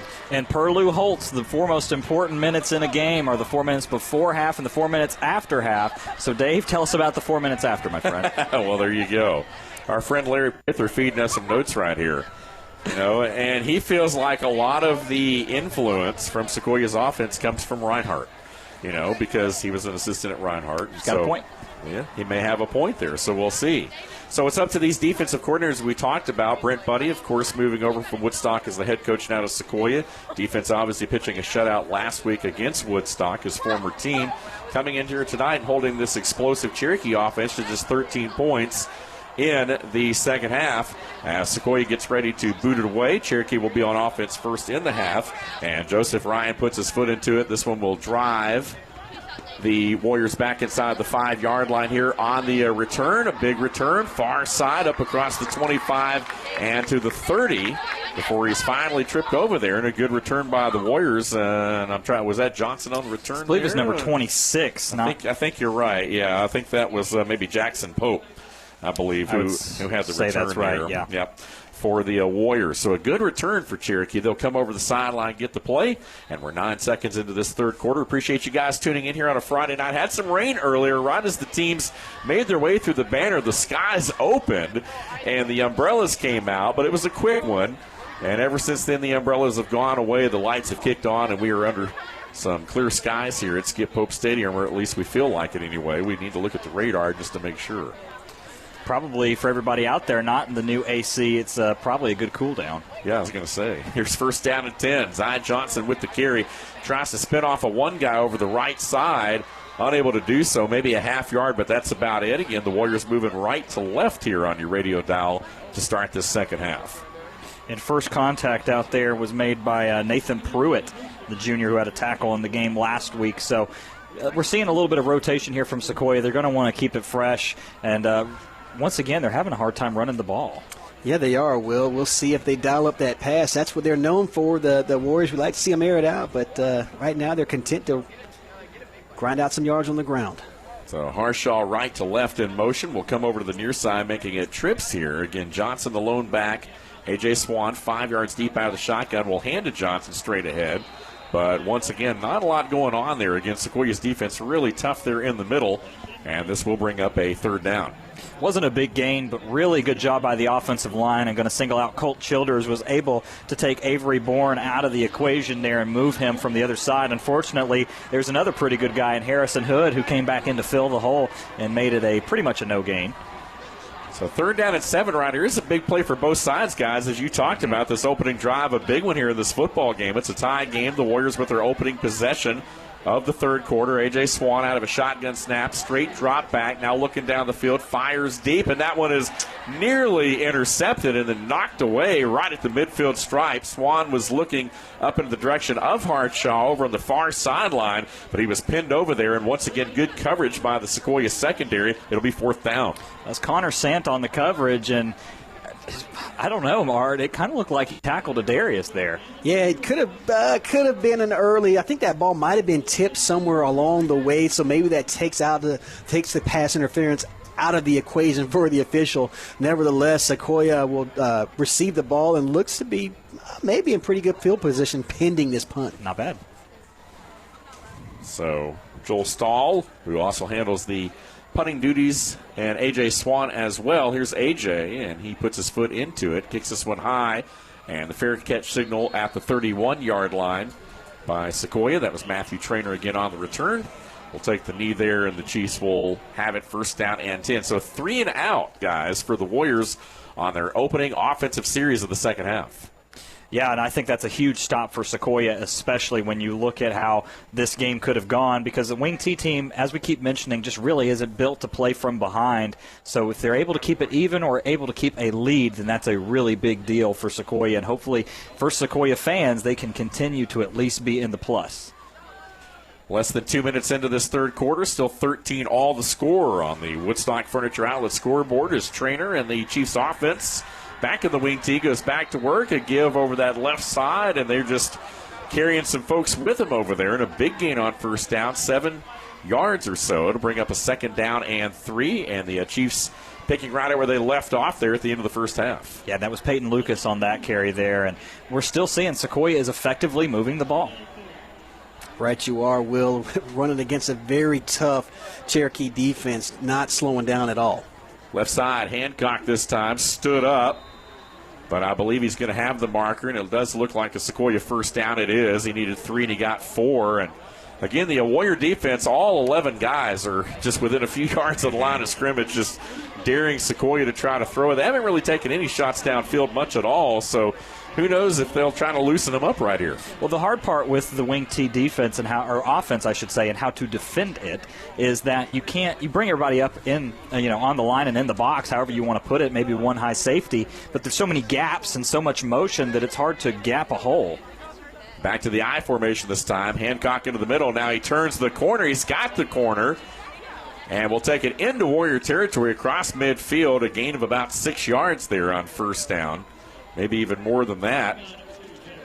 And that time the Warriors were unable to set the edge defensively as Hancock was able to get the corner.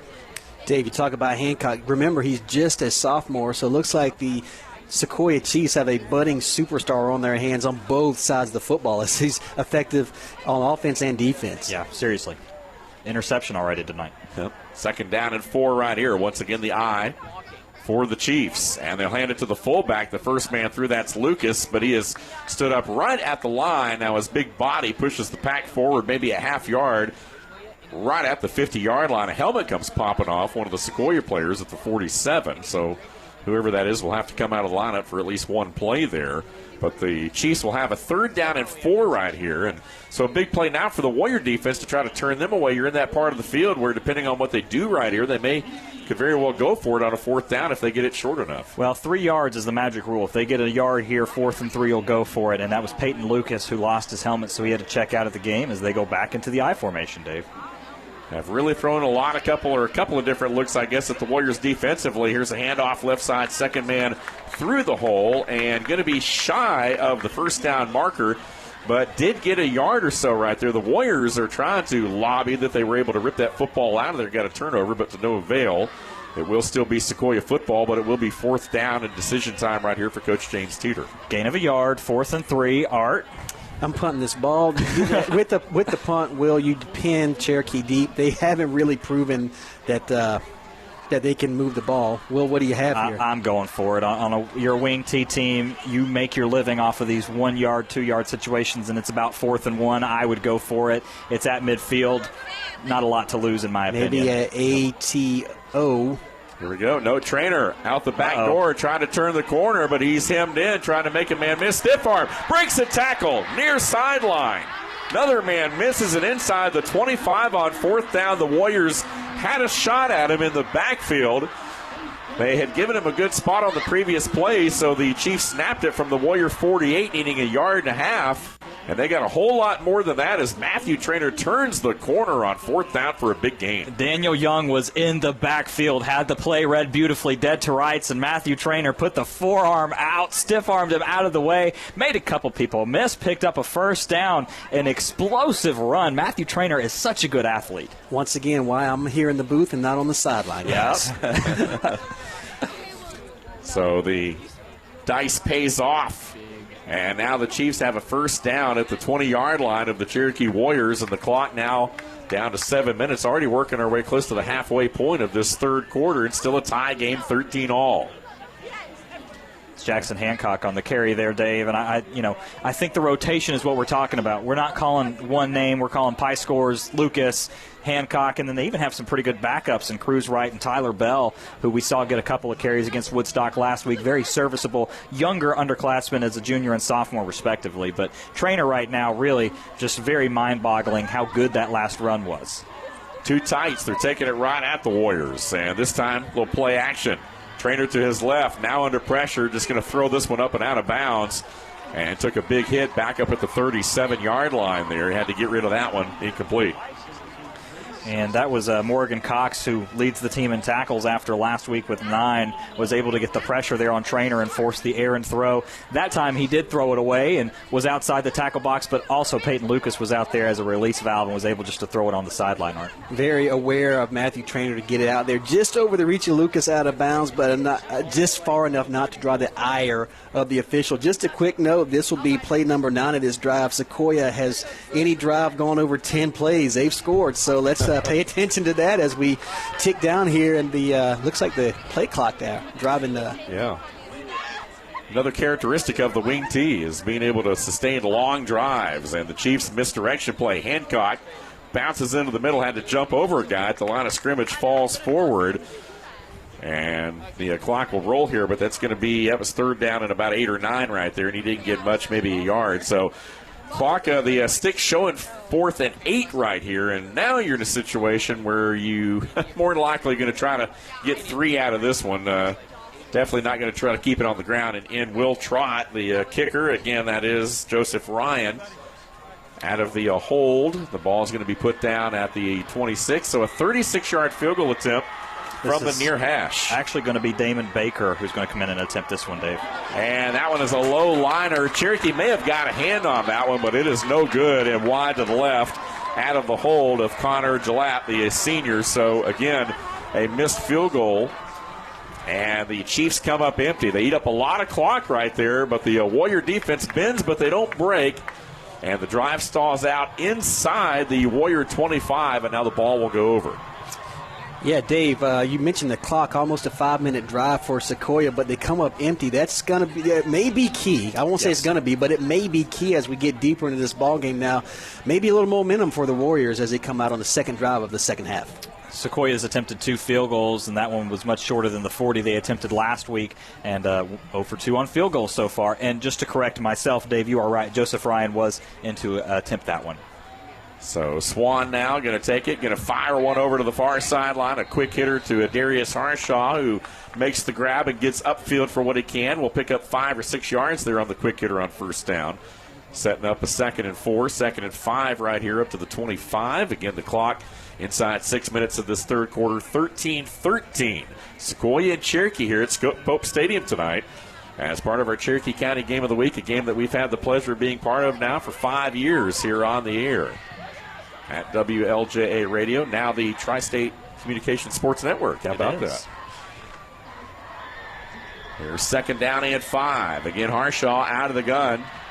Look to his left, now rolling to his right up against the sideline, and no one open downfield, had to just tuck it and run it out of bounds, and might have gotten a yard if that, but it will be 3rd down. The clock will stop here, and once again, the Warriors trying to avoid another 3 and out. They went 3 and out on their opening possession of the half, and endangering that again here, as Sequoyah's defense has been able to run around with these receivers a little bit.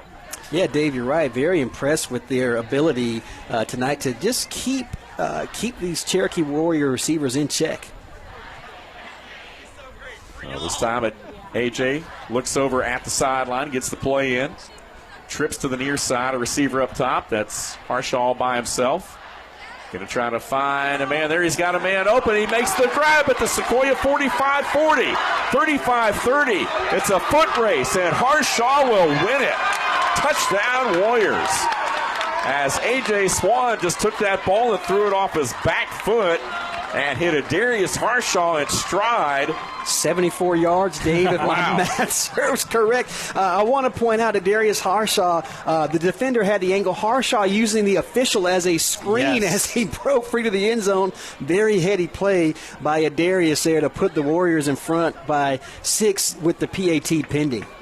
So Harshaw's second touchdown of the night. His first one was a 24-yard rush at back of the first quarter on a reverse. Here the recipient of a 74-yard touchdown pass from A.J. Swan right on the money as Harshaw got behind the secondary, ran a little double move there, it looked like, up against the sideline. And one of the few times tonight they've gotten behind this Sequoyah secondary. And the PAT is missed by Joel Stahl, so it will stay a 6-point ball game, 19-13 in favor of Cherokee, as the Warriors have their first lead of the night on the Woodstock Furniture Outlet scoreboard. 30 seconds in the back with more. You're listening to the Cherokee County Game of the Week on North Georgia's 101.1 FM WLJA.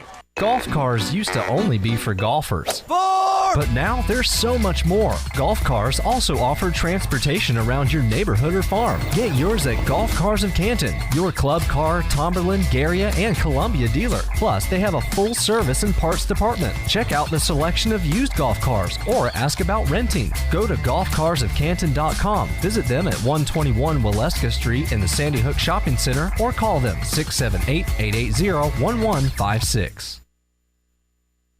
Crowd in the background as we are set for Cherokee just scored, and we'll kick it back off to the Sequoyah Chiefs with 5 minutes left to go in the third quarter. Our score 19-13. A couple of missed extra points by Cherokee and one missed extra point by the Chiefs gives us this little bit of a funky score. But here to tell you about this next drive is Dave Garner. Yeah, Joel Stahl 7 of 7 on PATs last week in that Corky Kell win over Mays, but he's missed 2 here tonight, and so it's still a 6-point ball game as Sequoyah finds themselves trailing for the first time tonight. Stahl will put his foot into it, a deep kick, but it is returnable from the 2 by Trainer. Let's see what he can do as he dances his way up to the 15, now breaks outside, near side, 25-30, and out of bounds. Another good run back, and both these teams have done well tonight in the return game, as the Chiefs will have it now trailing by 6 with 4:54 to play in this third quarter. Still plenty of time here, guys, but you certainly feel like the momentum is starting to change a little bit in the Warriors' favor, especially after that last drive. Now Sequoiah's got to try to counter. Yeah, that last drive, remember, set up by a missed Sequoyah field goal. Cherokee able to take that play, 3-play drive there, and like you said, the big play, the 74-yard big hitter from Swan to Harshaw, a combination we thought we'd be calling a lot sooner. Yeah, you're exactly right about that. And once again, we talked about the matchup tonight, Ben Sanders versus Adarius Harshaw. Harshaw's gotten the better of him a couple times, and, you know, Harshaw now, as there was a flag on the last play, a holding on the return, so they'll have to mark off a couple yards back there, so it should be at the 24 instead of the 34, guys. But just to finish this point very quickly before I turn it back over to you, Dave, as we mentioned, Harshaw having a rushing touchdown earlier, receiving touchdown now. If you have a playmaker, you got to get the ball in the hand of him, and that's what I would expect to see Sequoyah do here, is they've got a handful of them to pick from. Absolutely. Great point there indeed. And they found a way to get the ball in Harshaw's hands a couple times here tonight. It's made sense, and there was a little miscommunication there on the exchange. They were trying to get the quick hitter right there, but boy, that play was doomed from the start. As soon as Trainer got the snap, there were a couple Warriors on him. Somebody pulled one way and guessed the wrong way, I guess. It's hard to tell. That's the thing about a wing tee, is there's so much motion going on in there, and from our vantage point and fighting the rain and all the stuff that is on the outside glass and all of that good stuff that we've been talking about all night long, but it's difficult to see what's going on down in the mix, Art. Yeah, we should have brought a squeegee with us this evening, Bill. I didn't. Who thought? Yeah, who would have known? Who would have known? As Sequoyah looks to get some yardage here, not the ideal situation for this wing tee. So how about this? A little 2-back set right here out of the gun. Trainer going to hand it off left side after that loss of 2 on first down. They get a couple yards here of the. They get the lost yardage back plus a couple. It's a net gain of about 3 or 4 yards there, but it's going to bring up a 3rd and a long 7 as the clock goes inside 4 minutes. So now Sequoiah's offense in danger of 3 and out. And now that you're trailing here and you kind of feel like the momentum's turning a little bit, you definitely don't want to give the ball back to the Warriors here in this situation. Right, and that's what we talked about, is that Sequoyah has to play in plus territory, and when they get down, they're in a dangerous spot. The benefit for them is they're down by 6, so a touchdown does lend itself the ability to an extra point and get back in the lead. Trainer in the gun, he'll go down back at the 15. No chance there. The pressure came off the edge from the shotgun snap to Trainer, who wanted to roll to his right, but he had white shirts on him in a hurry. That was number 15, Daniel Young. Coach Shaw calls him their jackbacker, kind of a hybrid linebacker for them. And that time, they dialed up the right blitz, and he was in Trainer's face before he can really get rid of the ball. So he's got that's a loss of about, 8 or 9 yards on that one? Yeah, that was a lot. That's the thing about a shotgun, right, is that especially a quarterback that's not used to being in the shotgun, is when you don't know what to do with the ball or how to fall forward or anything like that, you end up losing a lot of yardage. And Daniel Young had a sack last week against Mays, so he's up to 2 and is tied with Javon Hobson for the team lead at 2. And a low snap right there, and he went down. The punter went down to grab that ball, and when he did, his knee hit the ground at the 5-yard line. So how about that? They're going to say that the ball is down there as the Chiefs try to punt that ball away. Joseph Ryan, again, I believe was the one that was back there in punt formation, if I'm not mistaken. But it was a low snap. He went down to grab it. When he did, the official said his knee hit the ground at the 5-yard line. So the Warrior offense will take over 1st and goal. And as we talked about, the momentum now seriously shifting in favor of the Warriors. And if you're Sequoyah, got to somehow try to find a way here maybe to hold them to 3. Yeah. That's the best. I'm sorry. No, go ahead. The last guy that I want to be in Skip Pope Stadium right now is Joseph Ryan. He's getting an earful from everybody over there on the sideline. Just, it may be on Ryan that his knee hit the ground, but that snap was low, so we had to go down and get it, and unfortunately took a knee. Looks like Cherokee's having some substitution. An infraction there on the. Yeah, they had the freshman Jace Jones in at wide receiver, but he came off the field, so they may have broken the huddle with 12, and I think that might be the penalty, illegal participation there. So that'll move it back to the 10, so the Warriors will have a conventional 1st down and goal from the 10-yard line. And the clock's still rolling right here, though it's not supposed to be. They've let that thing roll a couple times here tonight. Still rolling right here, 2:07. Now they'll start the play clock, the 25-second clock here, but the game clock has never stopped. It has now. Now it'll stop. And they're going to keep it on the ground right here. Left side, getting a little bit of a block there. That's Aiden Moore, who picks up a couple to the 8. As we go inside 2 minutes here of this third quarter, Cherokee 19. Sequoyah 13, but the Warriors on the door looking for more here and trying to make it a 2-score game. Well, they're looking for more and using more to get it as Aiden Moore there on the carry. Alliteration. Look at that. Or whatever you call it. It sounds like alliteration. Coops in midseason form here tonight. What can you say? Shotgun snap. Swan looking, firing, quick slant, knocked away. Great play. That ball was just a little bit behind her. Did he get it? He caught that ball. Okay, how about that? It looked like it was knocked down there momentarily because the pass was just a little bit behind the intended target, but somehow or another he got in there. Was that Aiden Moore? I believe that was a Darius Harshaw. Looks like Harshaw, yeah. A very well-thrown ball. I know it was a little bit behind, but just in terms of fitting that ball into a tight space, we see the arm strength of A.J. Swan, the Maryland commit for the Warriors as they try to the extra point has been adventurous. That's what I'm trying to say. Yeah, very much so. Well, here's Stahl. He's missed 2 tonight, but that one is through there. So with 1:30 left, my eyes are deceiving me here. As that ball somehow or another squeezed through a window. It was a bang play. A quick slant there right off the line, and Swan put that ball just into a window where only Harshaw could get it. And he has a second touchdown grab of the night, his 3rd overall. We'll take a 30-second break, come back and talk more about it. The Warriors now up 26-13 over Sequoyah. You're listening to the Tri-State Communications Sports Network here on WLJA. Welcome to Perk Up. What can I get you? Can I have a large, skinny, non-fat macchiato with My 15-year-old has the taste buds of a middle-aged woman. But she's no adult. That's why we took her to Children's for her scoliosis. Their pediatric orthopedic program is nationally ranked. Their specialists understand growing bones and how to treat them. My kid ordering an adult-style coffee? Okay. Going to an adult doctor? Not so much. Children's Healthcare of Atlanta Orthopedics. Where you take them matters. Learn more at choa.org/ortho. Welcome back into the broadcast booth here at Skip Pope Stadium as Cherokee just added another touchdown here in the third quarter, up 26-13 after the first converted extra point for the night for the Warriors. And here to tell you about the next drive is Dave Garner. All right, Stahl puts his foot into it, going to try to kick this one out of the back of the end zone, does so this time as they try to limit. They don't want to get the extra hit on Trainer now because Trainer's made him pay tonight. He's had a couple pretty nice returns that has set Sequoyah up, but the Chiefs now battling from behind here now by 2 scores. And we talked about it coming into the broadcast tonight, typically in that wing T offense, situation where you don't want to be more than 2 scores down. However, this is a Sequoyah offense with their athletes that they've shown you don't panic quite as much. You and I talked about that a little bit. With the athletes they have, they still have plenty of time. Well, we always talked about with Sequoyah since the beginning, 2017, 2018. They never had the home run ability, and now they do, and they've also built back in the shotgun formation so they can go to a more pro-style offense if they feel the need to. But it looks like they're going to go up with a wing T as there still is about 13 minutes to go in the entire game. Straight ahead, couple yards there, but that's about it. You can see this Warrior defense starting to tighten things up here a little bit as we go inside 2 minutes. Both teams have all 3 of their timeouts.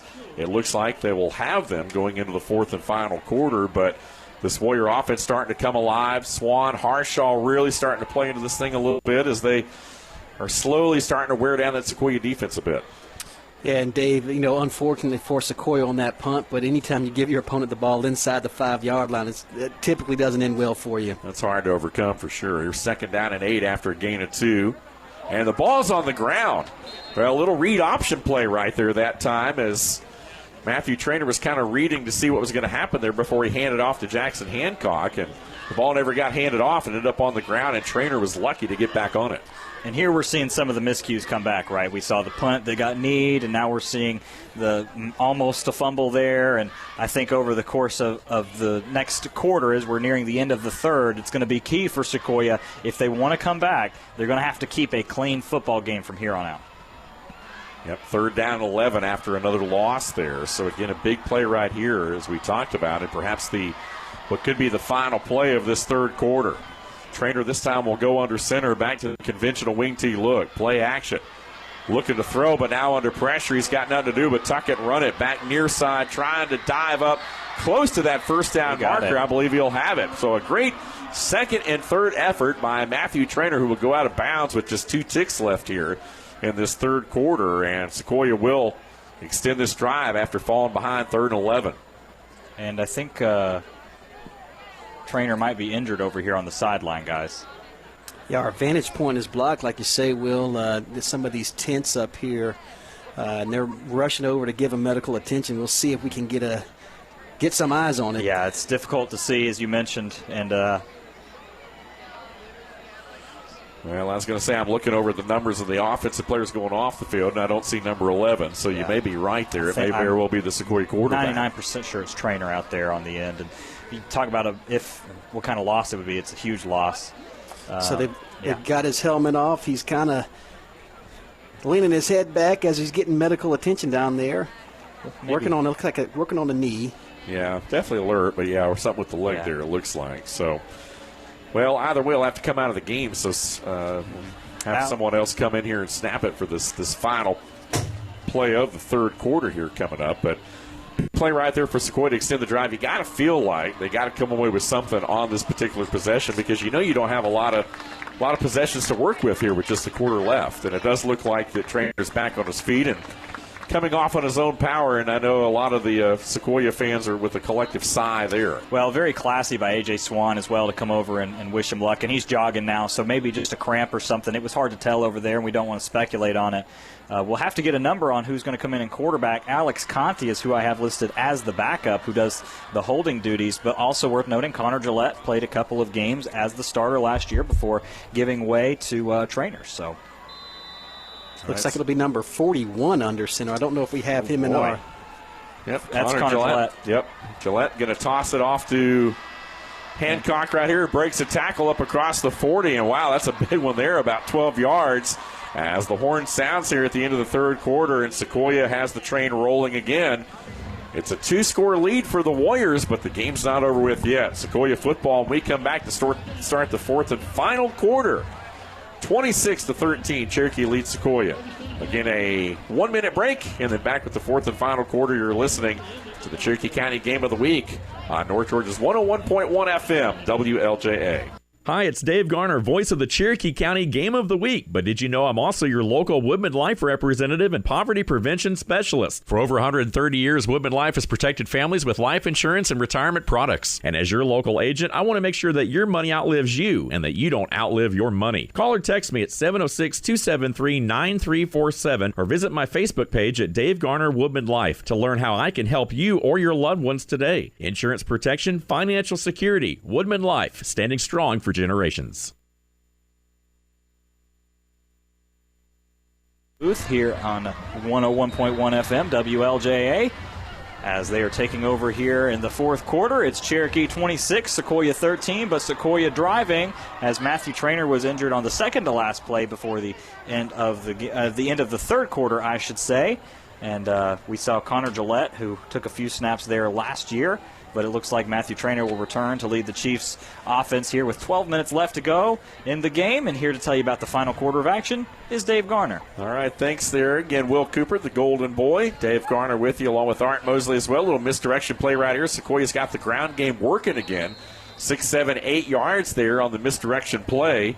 And it looked like that was Tyler Bell, the sophomore wingback, with his first carry of the night there. So, again, some different guys working their way in here, and all of a sudden Sequoiah's got a little bit of momentum as they punch it out of their own end. Yeah, you're right. They're just doing what they do, running the ball, not panicking over there on that Sequoyah sideline. Look, they've got a whole, now ticking under 11 and a half to play left, but a whole quarter to play, so they're still in this ball game, Dave. And a 13-point game after a couple missed extra points and some different things. Once again, number 19, Bell, has his number called. And we'll punch it up close to the first down marker. He needed right at 4.5 and got right there at it. And I believe they are going to say he's just a little bit short. That ball's on the midfield stripe, so we'll call it third down at about a yard right here. But Sequoyah basically, with 11 minutes left, down 2 scores, is in 4-down territory. You have to think no matter what. Yes, but also an important thing to note, Cherokee is not an offense that's built to eat clock. They're an explosive offense. They're made to score, and they're not going to need a lot of time doing it. So if you can keep them from scoring, you have to feel like Sequoyah feels like no reason to hurry yet, because we can get the ball back in a hurry. Here is 30 yards, just straight ahead that time, and a first down by the Chiefs as they take it to the Warrior side of midfield to the 47.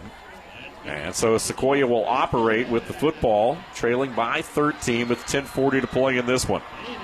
Dave, just a quick note, this is a 7-play drive now and counting, so we talked about that. Can they get to 10, 11 plays? That normally is a good thing for Sequoyah. How many times have they done that tonight? They've had a couple that have been over 10. Yeah, both scoring drives have been over 10 yards, so that we'll see if that will be the case. Great point, Dave. So here we go, straight ahead, trying to slip through a hole there. The first man through, trying to slip the fullback through there. 3 yards and a cloud of turf, if you will, inside the 45 to the 44. Second down and 7 upcoming, but right on schedule when you consider this offense here. As we mentioned, the Sequoyah offense has thrown a couple of different looks at the Warrior defense here tonight. They had success early, scoring on the game's opening drive. The Warriors would counter on their opening drive, and then things settled in a little bit. 13-13 at halftime, but the Warriors have scored 13 unanswered to double up the Chiefs 26-13. And, a big hit there in the backfield.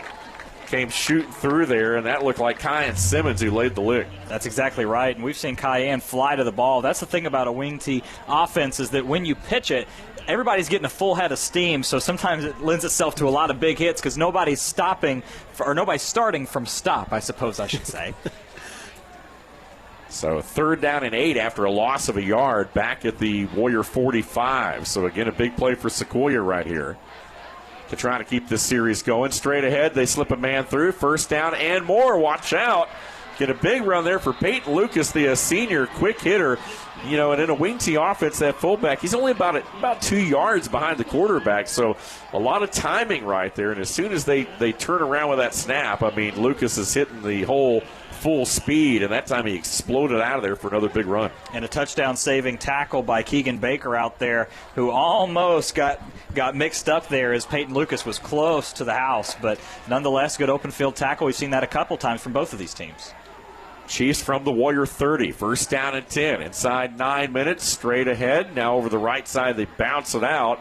And a gain of 5, 6, 7 yards or so as they push it inside the 25 to the Chiefs.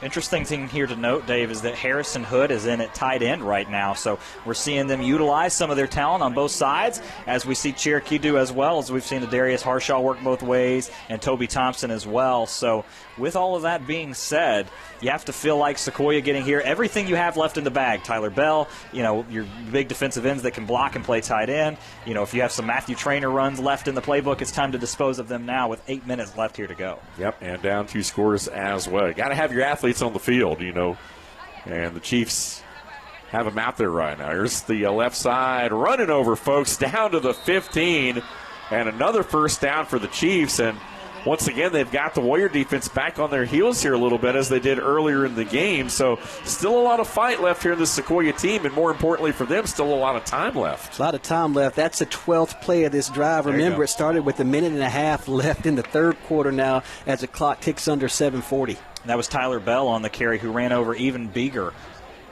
And here is Hancock just trying to follow his fullback through the hole there. Goes off the right side for a couple. And he will have the 10 or the 11. And will be just shy of another first down. We'll call it second down at about a 3.5 situation right here. Clock down to 7:20. The only thing is Sequoyah eating up so much clock themselves, they're going to have to make sure they get this ball back. Well, I think that's the key, though, is that no matter what, you're going to have to run and limit the possessions because Cherokee will score. Left side, driving inside the 8 or so. And a little extracurricular shove there and no flag. Both teams looking at each other. Pushing and shoving going on down there. Meanwhile, the clock continues to roll. Well, Dave, that was a good no call. They got tangled up, and it just so happens that when Evan Beeger stood up, he was over a man, and that's why that started. So somebody went flying, but it wasn't a malicious hit. So here's third down and a yard. Again, Sequoyah at the 8-yard line of Cherokee. They need a yard for a first down. And the right side, Hancock going to be hit, but he's going to have the first down inside the 5-yard line. And the clock will stop while they move the chain. So first and goal for Sequoyah, trailing by 13. 6.5 minutes left to play here at Skip Pope Stadium. The Warrior defense has been unable to slow this drive here as Sequoyah's methodically moved the football down the field. Don't hurry up. Trainer quarterback sneak gets a push from the two backs behind him, driving towards the goal line. No signal yet. Mark him down. And I think they're going to say his knee hit right before the goal line. So they only need a couple inches right here. Yeah, and this is where you want to hurry up right here because this would be unnecessary time you're taking off. In between, the 20s, not so much, as we're going to see Cherokee bring in a little weight here as they're going to bring in big number 97. We saw him in the scrimmage a little bit, as that is Jeremiah Thomas, the senior, at 5'10", but 290 pounds. Hard guy to move out of the way there. Exactly. Yeah, they're going to bring some beef in here to try to, if nothing else, if you're Cherokee, you want to try to make Sequoyah snap it another time or two and burn another minute or two off that clock before they're able to get in the end zone. And Thompson will come out here. The clock is stopped at 6:01. Looks like Coach Shaw's going to get a timeout here. There was also an injured Warrior who came running off as Toby Thompson ran off, but also number 11, Evan Beeger, has also had to run off. But Cherokee will now be forced to take a real timeout. Yeah, it looked like they had a trainer that was trying to run onto a 10 to a player, and then she comes running off, and then the player comes running off, and some comes running in. And so probably a good call by Coach Shaw, not only get a timeout for the injury, but also Sequoyah had a ton of momentum. As we mentioned, they are in the midst of a 15. This will be play number 15. Wow. They took over at the 20-yard line. They are just chewing up some yardage, but also chewing up some clock, and so they've got to get in the end zone here. Well, guys, we talk about River Edge plays confidently, and the stage is never too big, and we talk about that with Cherokee, but how cool and collected is Sequoyah to come out here, know you're down by 2 possessions, and to say we're going to run our offense and we're going to run it the right way. They haven't attempted a pass this possession, I don't believe so anyway. Is that right, Art? No, I don't think so. No. Yeah, so these, they've just been methodically eating clock, and as you mentioned, this possession's going well over 7 to 8 minutes now, and with all that being said, when you turn it back over to Cherokee, they're going to have to do something pretty quick because, like we mentioned, I just don't see Cherokee being able to run the ball effectively enough to burn clock and not let Sequoyah get it back, guys. Well, if you're Cherokee, you got to avoid, depending on what happens here, certainly you got to avoid a 3 and out and giving the ball right back with your defense. You got to help your defense out a little bit. Give them some time at least. Get a first down. So here we go after the timeout. Again, just a reminder, following the conclusion of tonight's game, we will award a Schottenkirk Chrysler Dodge Jeep Ram Player of the Game as part of our Children's Healthcare of Atlanta Cherokee post-game show. That coming up immediately following the ball game here tonight. And straight ahead, Sequoyah into the end zone, touchdown. So the Chiefs do punch it in from less than a yard out. Matthew Trainer, I believe, just straight ahead there on the quarterback sneak is what it looked like. Yep, you are correct on that, Dave. And so the Chiefs now are a PAT away from making it a 6-point game. But it is back to a 1-score game regardless of what happens right here, at least, you would think. Yeah, but this is a big extra point because there have been so many kicking miscues that if they are able to make it here, then at least they're within 6. Of course, kind of 6 one, half dozen the other. You just got to make one of the next 2 if you can hold Cherokee. So here's Joseph Ryan, who looks to put his foot into it. Does so. It's a low liner, and he misses it. Wow. under the crossbar there. He hit it, nearly hit the back of one of his linemen there. My bad. I did it to him. The announcer jinx. Strikes again, Will. Boy. Well, the good news for Sequoyah is still a 7-point game. They're still back within a possession. And the Warriors, though, will dodge a bullet right there. But a long drive, and the Chiefs are still in it. They are not done yet. We'll keep the action right here with 5:58 to go, so we can set the scene for you here tonight at Skip Pope Stadium. Great crowd on hand. But a very long drive by Sequoyah. Looked like Cherokee had all but put the game away with back-to-back scoring drives in the third quarter. 13 unanswered points from the half. But Sequoyah's still not done yet, gentlemen. 16-play, 80-yard drive, 7 minutes and 32 seconds of clock chewed up by that Sequoyah ground machine.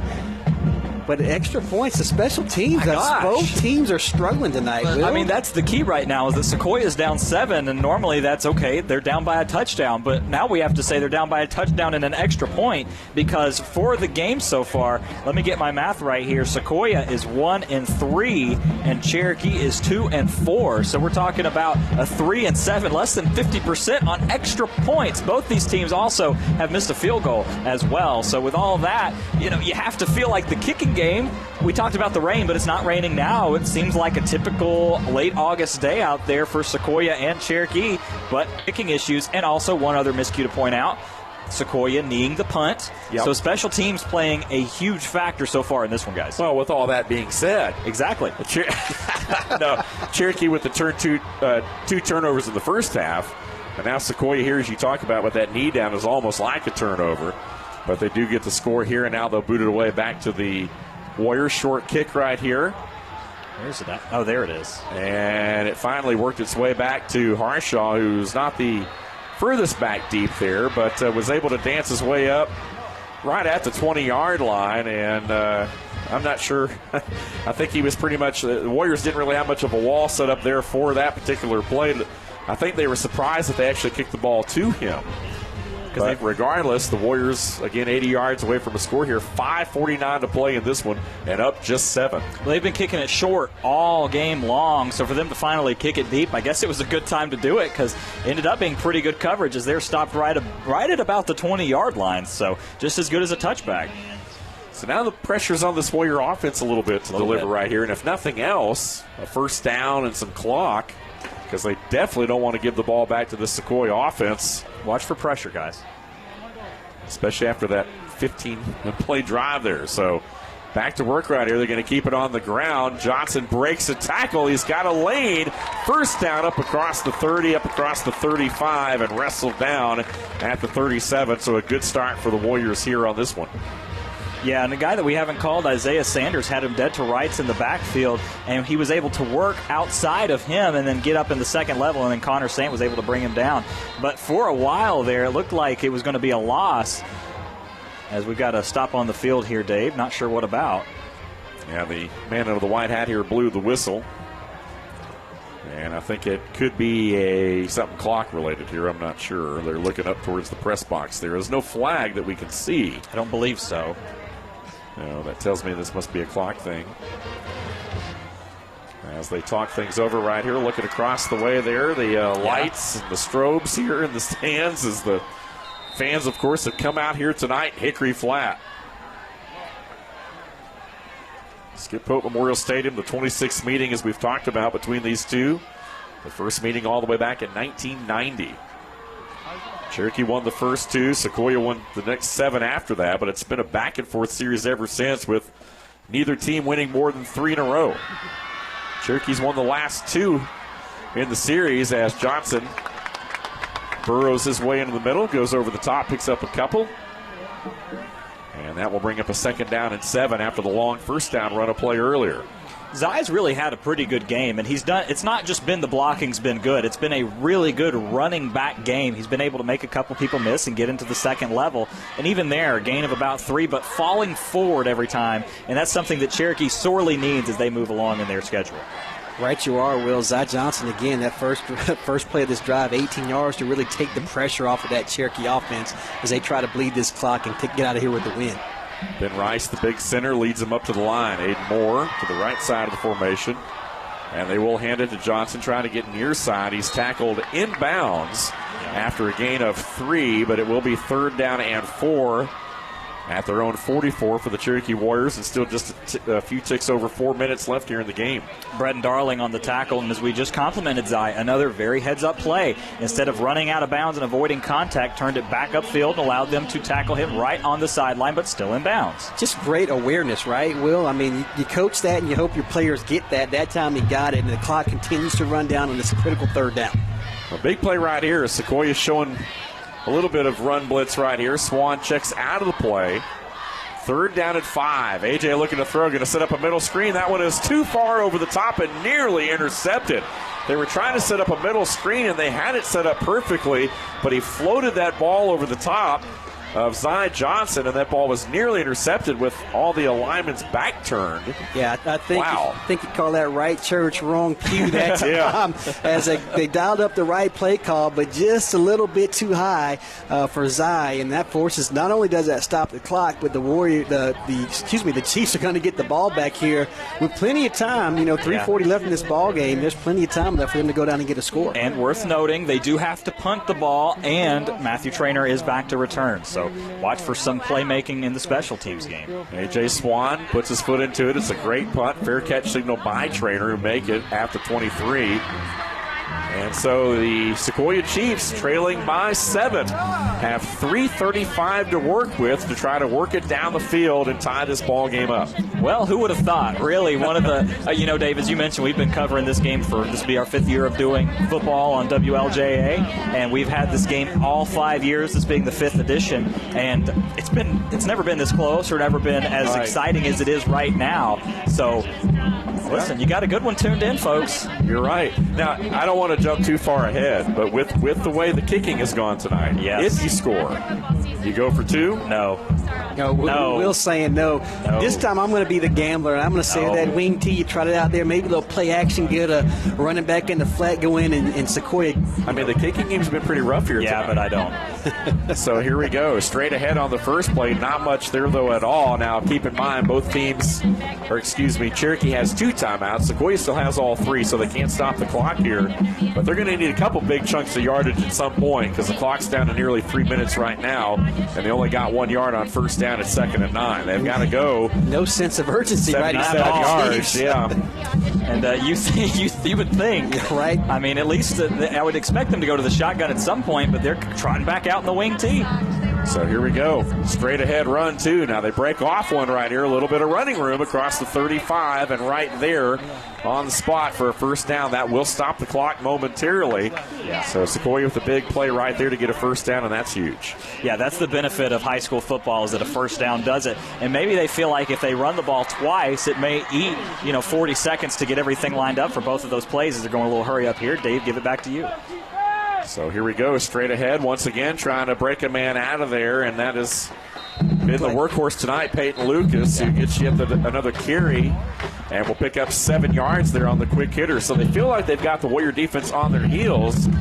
They just got to make sure they have the time to do it. Well, Sequoyah took a timeout there with the 2nd and about 5 there, and I think that's a good spot to stop, right? 2:34, you're going to need a minute. Now with 2:34, 2 timeouts, do you open it up? I mean, you're able to run it for chunk yardage, but the problem is that you have so much field to cover with so little time, you can't just afford to run the ball for 5 yards every time. Well, Will, you brought up a good point that the clock stops on every first down, so I think you kind of continue doing what you're doing. One thing I have noticed, we haven't called Pie Scores' name here in the second half, and I don't know if that's because of injury or just play calling, but that's something to watch. He had a couple of big gains in the first half, really in that first quarter, in that first drive, that scoring drive, but as you mentioned, Dave, Lucas has really been their workhorse going forward. Well, he's had another big night here tonight. We talked about him, of course, last week in that 28-0 win over Woodstock. 13 carries, 118 yards, and a touchdown. Pie Scores had the 108 yards rushing as well, so a pair of backs over 100 yards. As the Chiefs break the huddle after the timeout here with a 2nd and 4. Clock at 2:34 here in the fourth quarter. Cherokee 26, Sequoyah 19. They trail by 7, and now they'll throw this one, but it'll be incomplete out of bounds. Traynor rolled to his right and trying to find a receiver downfield up around midfield, but he was not open. Well, Art, that was a good point about as you were making about Pie scores, because Tyler Bell has taken over the duty as the wingback in this offense right now. So maybe something happened with Pie scores. Yeah, we didn't see an injury. Nevertheless, it's third down and a key play in this ball game. Well, you'd have to think even with 2 timeouts, it's going to be 4-down territory. They're going to swing this out. Hancock turns the corner. First down and more, up to midfield, and out of bounds he goes. And the Warriors had a shot at him prior to the sticks, but Hancock, with a great move there up against the sideline, was able to stay in bounds and get enough for the first down. Yeah, and a very heads-up play by Hancock to get out of bounds. And there were some whistles after the play. I'm not sure what's going on here. I didn't see anybody. I can't see the white hat guys either. Oh, he's in the crowd with the Chiefs over there. Yep. So it looks like, looks like they're just marking the chains here. The clock stopped momentarily for the first down. They'll start it up here in a moment. And the ball is actually at the Warrior side of midfield. So Sequoyah in Cherokee territory here at the 49, trailing by 7 with 2:28 to play. Don't score too fast, because Cherokee can score in less than a minute. It's a real chess game out there, guys. Matthew Traynor will go under center. Conventional wing T. Misdirection play. There's Bell. He's got room to run in the middle, and he's going to have 8 or 9 yards there on first down. Just shy of another first down at the 41. Tyler Bell, the sophomore, really making it work out here. Bell also played freshman basketball at Sequoyah last year, believe it or not. A lot of two-sport athletes on the field here for the Chiefs. From the hardwood to the gridiron. 2:05, the play is in. Going to swing it out to Bell, who was in motion, trying to turn the corner right side. He's got the first down. He only needed a yard. Stayed on his feet, picked up a couple more to the 35. First down. And that's big right there, Dave, because it does stop the clock with 1:53 left. Will, you mentioned don't want to score too soon, but I think Sequoyah will take whatever points they can get out of this drive. 2 timeouts apiece here. Inside 2 minutes of the fourth quarter, folks. Don't go anywhere. And back into the middle of the field, they hand it to Lucas this time. Straight ahead, 5-6 more yards. Nearly broke a big run to the sideline, and the clock's still rolling here at 1:34. Sequoyah quickly with the play back in. They will come back up to the line here. As Cherokee making some late substitutions here. See if they get off the field, and they do. Trying to roll some different guys in here. They're on their heels. And here's a play to the outside. Again, that's Lucas, but he's going to be hit and drop right at the 25. And I'm not sure he got the first down there. And maybe he did. The clock will stop at 1:13. And it is, I'm looking at the, maybe they're going to so difficult to see. I don't know. The game is stopped, but I didn't see a mark. Okay, Sequoyah took a timeout. Yeah, Sequoyah did burn their second timeout, so they will have one left. They did not get enough for the first down on that last play, so they went ahead and burned the timeout there because they didn't get the clock stoppage. They're a yard shy of the first down. So it looks like it will be 3rd and a yard, or are they going to give them the first down? It looks like they gave the first down. So they are remarking the chains right there. Close. Had to get right at the 26, and that's exactly where they got. So if they give them the first down, you wonder if Coach Teeter would have burned that time out. Can I get that back? Yeah, I was going to say, maybe want to keep that one in his pocket there. Well, look, I think if Sequoyah is able to score, they've done it exactly the way they wanted to. With 1:13 left, they're going to score with less than a minute left unless they score on this first play. And I think that would be exactly how they would draw it up if they can. But, guys, it comes down to the kicking, right? Because as we were discussing, the 2-point play, or do you kick the extra point? The only reason I'm saying to kick the extra point is it's at least a 50% shot, and surely you try that more than you tried the 2-point play. But also Sequoyah and the wing T offense makes their living on 2-yard possessions. Well, I think the book says you go for the tie at home and the win on the road. So since Sequoyah's at home, Will, I think they'll use your conventional wisdom. But first, they got to get to the end zone before we talk about that. Absolutely. The good thing is they've cut the field in half from where they were at a minute ago, and they still got 1:13 left. So you're close enough now, if nothing else, you can take a shot in the end zone. Straight ahead they go. Trying to break. Slipped at Peyton Lucas there that time, and he only picks up about 2.5. So the clock now will go inside a minute, and the Chiefs will have a 2nd down and 8. So what Sequoyah does in the hurry-up offense is they always rotate a receiver who has the next play, so that way Traynor doesn't have to go over and get it. So here we go. Sequoyah up the line. Cherokee looking for a stop right here. Warriors need a turnover. Going to pitch it out. It's a halfback pass. They're going to throw. They got a man there. The ball is knocked around, bobbled, and incomplete, and the clock will stop at 42 seconds. So that was the play right there they wanted to make. They did a little toss sweep there to Bell, who threw it down to the end zone, but that ball had a little bit too much air under it, and it allowed the Warriors secondary to close in. Looks like had Hancock out there, but it was just underthrown, and it's difficult for a guy who's not used to throwing and's been playing running back all game to make that type of throw. But it was a perfect play design. They fooled Cherokee for sure, and it brings up a 3rd and long here, guys. So with 42 seconds left, you got to think you got to at least get the first down. So what are you going to do? I think you got to throw the ball here. You got 2 downs to get a first down, but one of these plays is probably going to be something in the air, Dave. Both crowds are on their feet making noise. This place is rocking right now. It's 3rd down and 8. Trainer rolling right, looking, firing, has a man complete at the 11. And that is a first down for Sequoyah. It will stop the clock with 33 seconds left. Holy cow. So a big play right there out of the hand of Matthew Trainer. And now the Chiefs are right back up to the line. And they snap the ball, and Cherokee with a late substitution, and a flag comes flying in. That's going to be an offsides on Cherokee. 2 flags come flying in, so it looks like this one will be put down maybe around the 6 or 7 yard line now. And that was a heads-up play by Trainer to get up there and spike it, and was able to see that Cherokee was trying to substitute late. So I think it's going to be an offsides because Cherokee was not able to get back to the line there. So they'll get the free 5. And, guys, I want to bring up this stat again. It's getting sickening here, but this will be the 12th play of the drive. Well, look, when they go over 10, they score. So, time of possession here in the second half. What do you think? What if we had to guess? We don't have that here, at our disposal, but it's 24 minutes. We've played 23 minutes and 29 seconds of this. I would say that Sequoiah's had it for 18 of it. Yeah, I think that's a pretty good call there, Will. They've really grounded out, especially in this 4th quarter. They've held the ball all but for 3 plays where Cherokee had a possession. Maybe that was a little bit longer drive. I'm sorry, I have to go back to my notes. Maybe it was 4 plays, but nevertheless, they've really controlled the ball. Yeah, I mean, and that's what Cherokee does, is they score and score and score and hope to get ahead of you as they're marking off the 5 yards for Sequoyah. And, guys, that looms large because every yard that you get from here on in is massive. And if they get stopped, Trainer has to know to spike the ball. They're going to have a play in there. Also, Sequoyah one last timeout, just worth noting. And the clock is rolling. It is. Trainer, bootleg to the right, trying to get to the corner, stays on his feet, inside the 5, dives across the end zone, touchdown!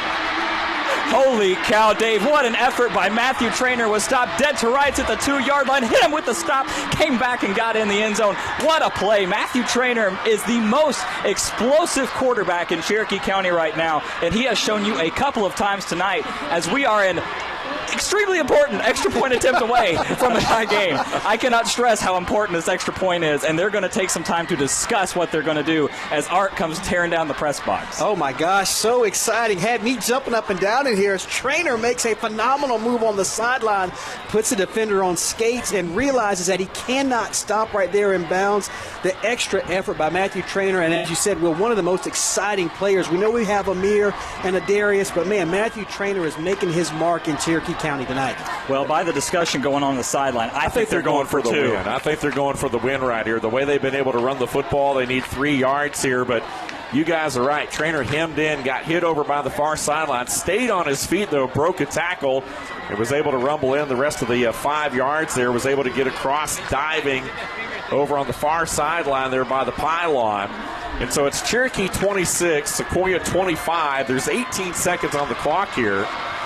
So hypothetically, even if Sequoyah didn't get this, they could still kick an onside kick, but that would be tough to do. But the offense is coming onto the field here. Yep. And the Chiefs are going to go for the win. Heavy underdogs against the Cherokee Warriors, who are ranked in many of the state's top 10 7A polls. And Matthew Trainer now under center will look over, and I think Cherokee's going to burn a defensive timeout. And Shaw, I think, just wanted to see what they were going to try and line up in. I don't think there was a mismatch that he saw, but I think seeing the I formation, all right, they're going to run an I. Let's discuss it now. So I think that's Harvey, being the defensive coordinator at Cherokee, wanted to take some time to look at it. It's a chess match because now, you know, they've seen something now. Maybe that was a decoy all along. we do know that Sequoyah has had a lot of success running out of that I formation. It's given Cherokee a lot of trouble. So, like I said, chess match here between the OC and the DC here. And, man, with the game in the balance, this ought to be an exciting I don't want to say last play, but instant classic, though. Last year, Cherokee won this game 41-20. And they've won 2 in a row, as we've talked about. So Sequoyah trying to take the series back. They lead the all-time series, as Coop mentioned earlier, 14-11. 26 meeting here tonight. But you got to wonder how cute they'll be. I mean, 3 yards is all they need. But, you know, Cherokee's going to stack the box here. That defense is tired. They've been out there a lot. But they're so much bigger than Sequoyah right now. That's what I would say is but look, it's a wing tee. You make your living off of getting 2 yards every play. So who knows? They line back up in the same I formation. Dave, tell us about it, friend. Trainer under center, going to take the snap, going to roll right. He's got the corner. He's going to dive in. He's got the ball across it. The 2-point play is good. Wait. Or have they waved it off? I don't know. Did he fumble? And they're going to wave it off. They're going to wave it off and say that he did not get in. Wow. They're going to say that his knee either hit down or he lost the ball going across the line. I'm not sure. It was over on the far sideline there, but regardless, they are going to say that he did not get in, and now Sequoyah's down there. Boy, they're arguing with the officials.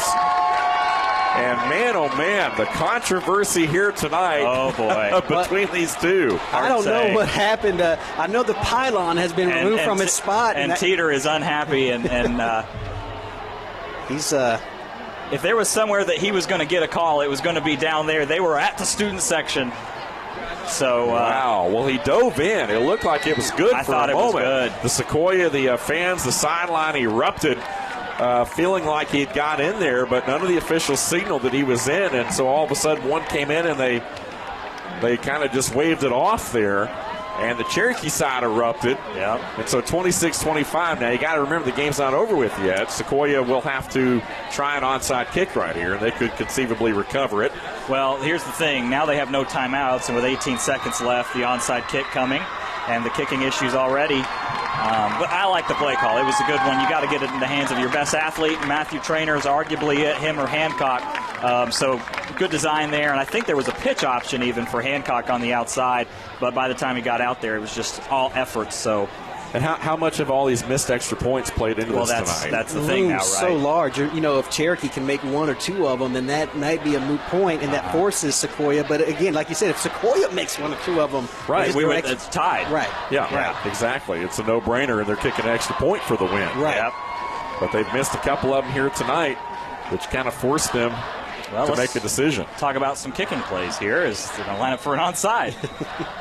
Looks like Joseph will handle it right here. Going to kick it to the near side. It's a low liner, and Cherokee will catch it midair right there. The up men, the hands team in there. And so the Warriors, it looks like they are going to preserve a 1-point victory over Sequoyah here tonight, 26-25. Still 18 ticks left, so they will have to snap it one more time here.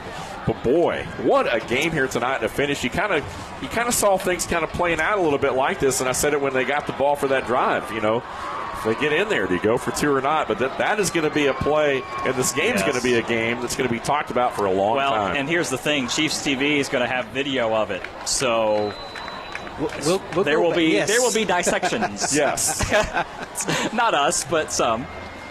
Swan will take the shotgun snap, and we'll go ahead and knee it. That's the last time they'll have to do that. Yeah, that's it. That's game is officially in the books. That is it. Wow. So how about that one right here, folks? The final seconds will tick off the clock here at Skip Pope Stadium. And the Cherokee Warriors escape with a 1-point victory over the Sequoyah Chiefs by a final score of 26-25. And as we said, it'll be a game that'll be talked about for a long time around here. And yet another storied chapter being written here in this 26-year rivalry tonight. We'll go ahead and take a 2-minute break, and then we are back with the Children's Healthcare of Atlanta Cherokee post-game show. And a little bit later on, we'll be naming our Shottkirk Chrysler Dodge Jeep Ram player of the game. 2 minutes, and then back with more. You're listening to the Cherokee County Game of the Week here on the Tri-State Communications Sports Network, 101.1 WLJA.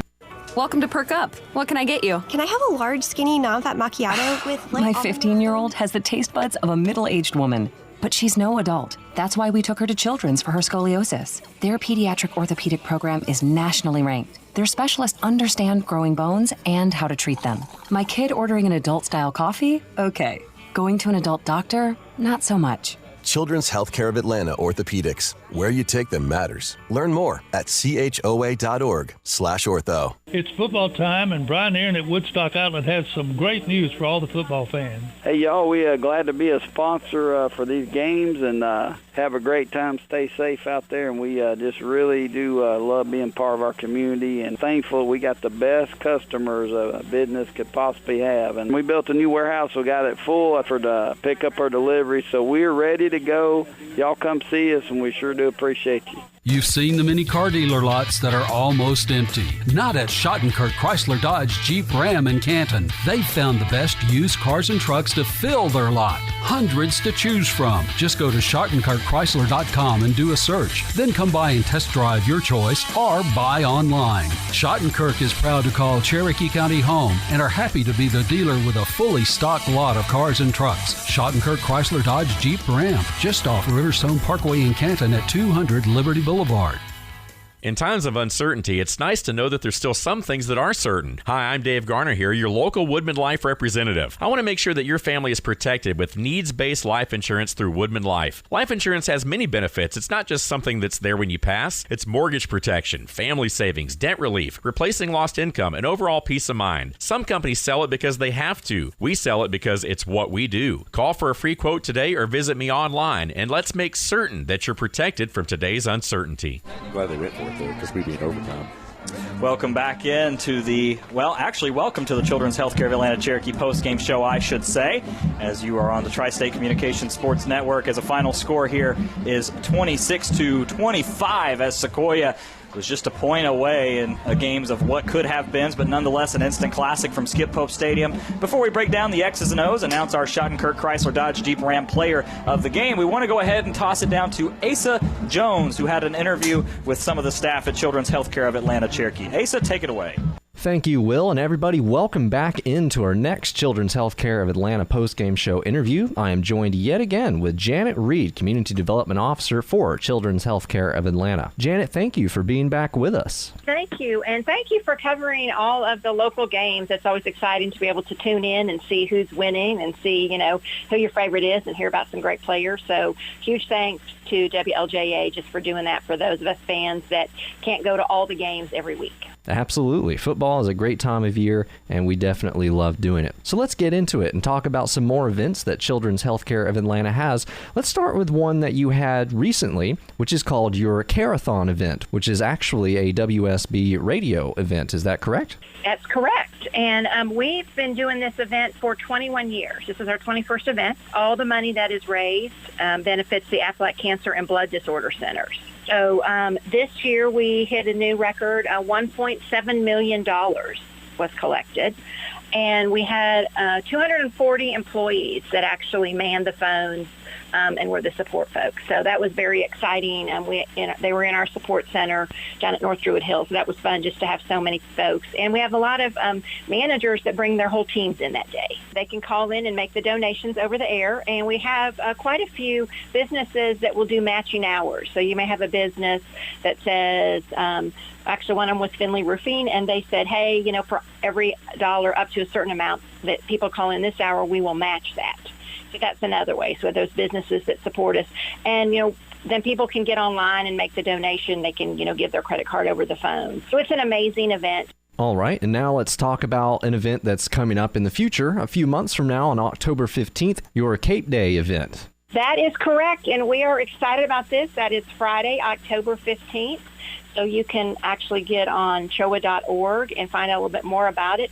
We have not been told yet. They keep the color of the cape kind of secret. So I think that will probably be revealed in the next couple of weeks.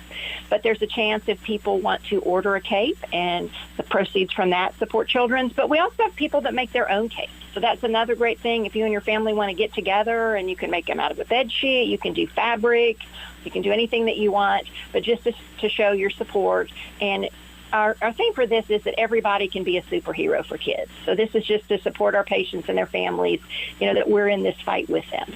Well, thank you very much, Janet, for being back on with me today and for sharing with us some more information about the incredible events that Children's Healthcare of Atlanta is putting on. thank you for having me. And just remember, everybody, wash your hands, wear a mask, and watch your distance. But most of all, just have a great day and enjoy some beautiful weather here in Cherokee County. And remember, everyone, to stay with me in the post-game show next week. We'll have another guest, Mallory Ryan, Development Officer of Aflac Cancer and Blood Disorders Center for Children's Healthcare of Atlanta Foundation, where she and I will be talking about cancer awareness and sickle cell disease awareness in the month of September. And now, guys, we're sending it right back to you. Thank you, Asa. Great job as always. And thanks to Children's Healthcare of Atlanta Cherokee as they are hosting our post-game show. I am Will Cooper, joined alongside Dave Garner here in the booth. Arthur Mosley will be joining us in just a little bit as well, as he was doing some stuff down on the field. You know, the thing about Art is that he coached at Sequoyah. Now he coaches at Cherokee. We kind of had a conflict of interest coming. No, I'm kidding. I'm kidding. Does a great job as always. We're so thankful to have Art on the broadcast team, and want to thank everybody for tuning in with us tonight as we've got a good post-game show in store, Dave. There's a lot to talk about. First of all, one thing I want to ask you, partner, is obviously coming into this Cherokee 9-point favorite, 14-point favorite, a couple different numbers. It was normally 2 possessions based on what publication you were looking at. But looking at this, where do you think this puts Sequoyah? They're pretty legit. Well, I think so. I think there were a lot of folks, and you and I talked about it, we felt like the Sequoyah team was going to be much improved coming into this year. I don't think there was any doubt about that. And there were a lot of folks that kind of behind the scenes felt like this game could go a lot of different ways. Cherokee could kind of continue to dominate as they've done, but I think a lot of people felt like the Sequoyah team being much improved would make a ball game out of it, and they did more than that. I mean, they were 18 seconds and a questionable 2-point play away from winning this ball game. And so you look at the final here at 26-25, and you know, it's a heartbreaking game for Sequoyah, and you and I talked about it during the break. Moving forward, you hope it's not one of those that lingers, you know, with them, because if nothing else, this really should be a confidence booster to a team that still has a lot of young players in Sequoyah. Meanwhile, Cherokee, you know, they got to feel very fortunate tonight to get out of here with a win, because they were up 2 possessions at the end of the third quarter. But the defense just got winded, and they were on their heels that whole fourth quarter. Sequoyah scores twice. Well, and Art, I'm going to bring you in on this here in just a second. Just one point I want to make on this. When you look at this, you know, coming into this, it was really the question of how dominant were these defensive lines going to be against one another, because Art, you and I talked before we even got on air about how we felt like these offensive lines were a little bit less sizable, I guess is the right term. They were smaller than what we're used to seeing from these two schools. And when you have guys like Harrison Hood, Avery Bourne, Toby Thompson, Jax Holcomb, Tanner Dollyhigh, we kind of felt like we were going to see a little bit of a defensive outing. But it turned out that we didn't call a lot of the names of the guys on the first level. It was mostly the linebackers that were getting stuff involved in there. And for Cherokee, you know, I don't know that that's a recipe that spells success for them. Yeah, I don't know either, Will. Regardless, like you guys mentioned, they're very fortunate to come out of here with a win. 2 different blocking schemes on those offensive lines, as we talked about. You know, a lot of angle blocking with Sequoyah and that wing T when they're pulling guards and moving men around, and then a lot more zone blocking scheme. What we did see is Zy Johnson's vision looked a lot better tonight than it did last week, and he was, you know, got some great chunk yardage for the Warriors.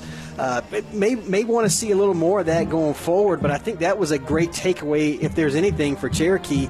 Again, you know, the special teams is probably the one they'll probably have a lot of reps in practice this week if I had to guess. Yeah, and that's the thing, right, is that sitting in our position, you know, I know we debated on air about do you kick it, do you go for it. Look, I liked the play call, and I liked the idea. It was a safe play call, and the idea that in the I formation and the motion they had, there was an outlet with Hancock on the outside. And it really wasn't a bad read by Trainer, because there was a guy covering Hancock on the outside. He just tried to cut it back in just like he did on the play before to score. But the problem was that he wasn't able to actually convert it there, or at least that's what the call was. We're going to leave it super neutral here, because I know what's going to happen. When we get home, we're going to get tweets, and, you know, everybody on Sports WLJA is going to be, hey, look at this video. That's right here. You can see this. You can see, and there's going to be debates, and I know even Football Fridays at the Tavern, your guys' podcast, only got 2 plugs, and I'll have to fit another one in after the next break. But, you know, there'll be debate on that on the Sports Blitz with Dave and I. Dave, I'm sure you and I will have to discuss that once we've seen the footage and a weekend of it and all the things and all the fodder that goes into Cherokee County football. But as we mentioned, these are 2 teams. This is their 26th meeting, and I don't think there's ever been a game as good as this one.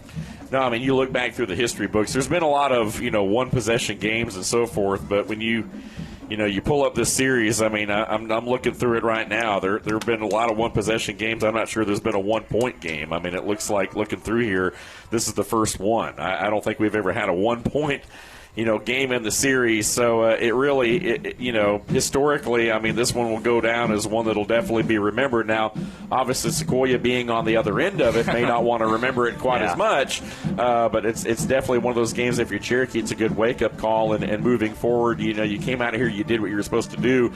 That fourth quarter just got away from you a little bit. Defense got winded a little bit, so I know there's definitely some things that both teams will take away from this game to feed off of, and if you're Sequoyah, you got to, one thing I've learned, teams and coaches aren't into moral victories, and we talked about that. And so Sequoyah is not going to feel good about, coming within a point but not winning the game, particularly on their home field. So definitely one of those things that fuels the fire and creates that rivalry even more in this series. And but we'll see. We'll see where both teams go from here. It's not going to be too much longer before we see these teams again. So we'll have to see how they react from this, and you learn from every experience. So both teams will take this experience and learn from it.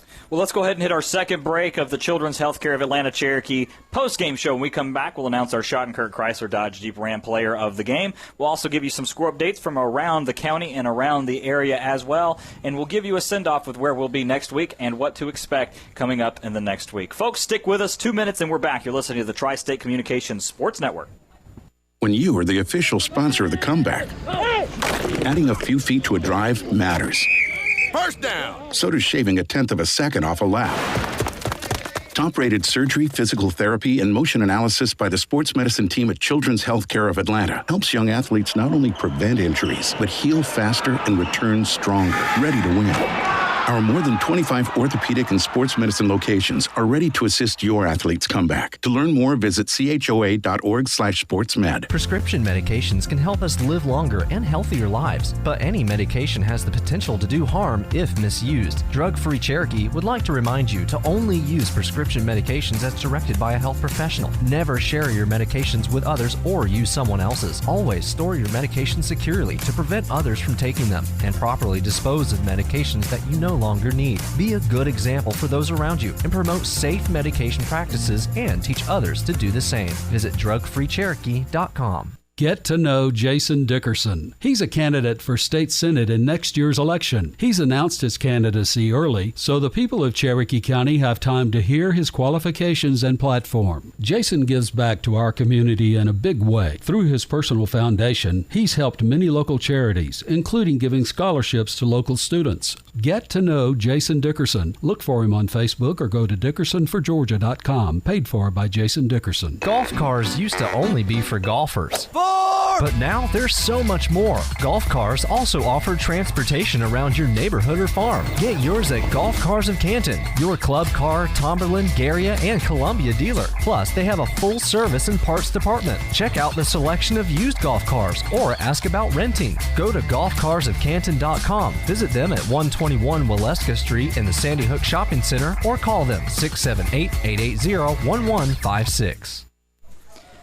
Welcome back into the Children's Healthcare of Atlanta Cherokee post-game show, and we're ready to announce our Schottenkirk Chrysler Dodge Jeep Ram player of the game, and that has to be Adarius Harshaw. The man had a rushing touchdown, 2 receiving touchdowns all over the field. You already know what he does. He also had a 74-yard touchdown reception.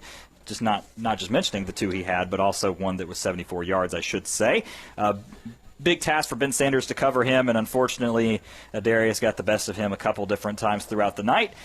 So he is our Schottenkirk Chrysler Dodge Jeep Ram player of the game. Congratulations to him. If you didn't know, he is committed to the University of Utah, where he will be a Ute. So 3-star wide receiver. Congratulations to Adarius on his commitment, and congratulations again for being our player of the game. So, guys, final thoughts on this one before we look ahead to this week and get some final scores from around the area. Sequoyah 25, Cherokee 26.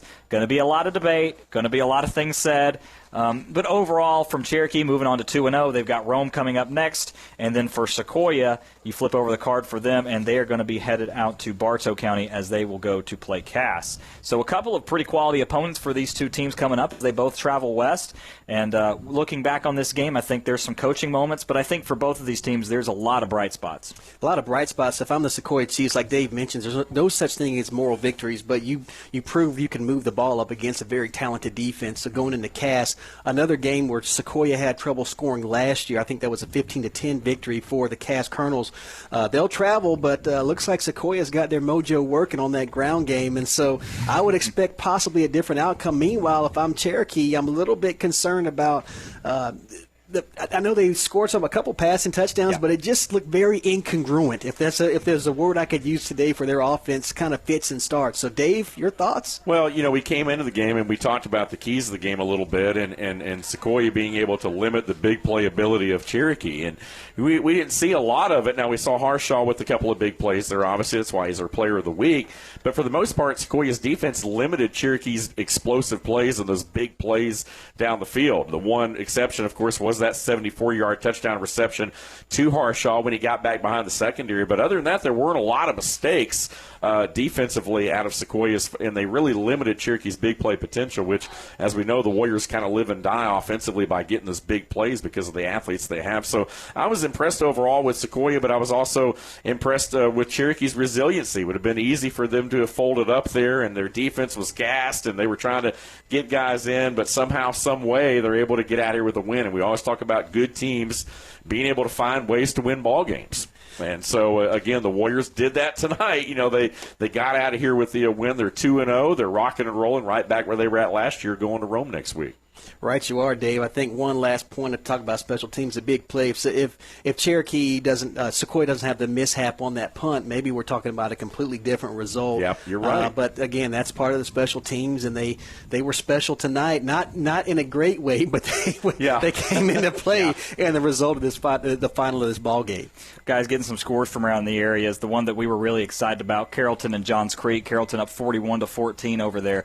I think it was very telling. One of the games that we were excited to see, because Johns Creek is one of those upstart teams, a lot of talent, a lot of young names, very high on Von Brown's list. But I think overall, probably not surprising. You got to remember Carrollton, a lot of talent, a Rome-type team where they're just going to be in there every year. And also, they have a head coach who coached at USF, and Joey King. So there's a lot of coaching pedigree there as well. And I think with all that being said, when you look ahead, Johns Creek, still a very quality team and still going to be right in the mix for a playoff spot. But from what I saw from Sequoyah tonight, I have a lot of belief that Sequoyah may be in there in that second, third seed ahead of Johns Creek even.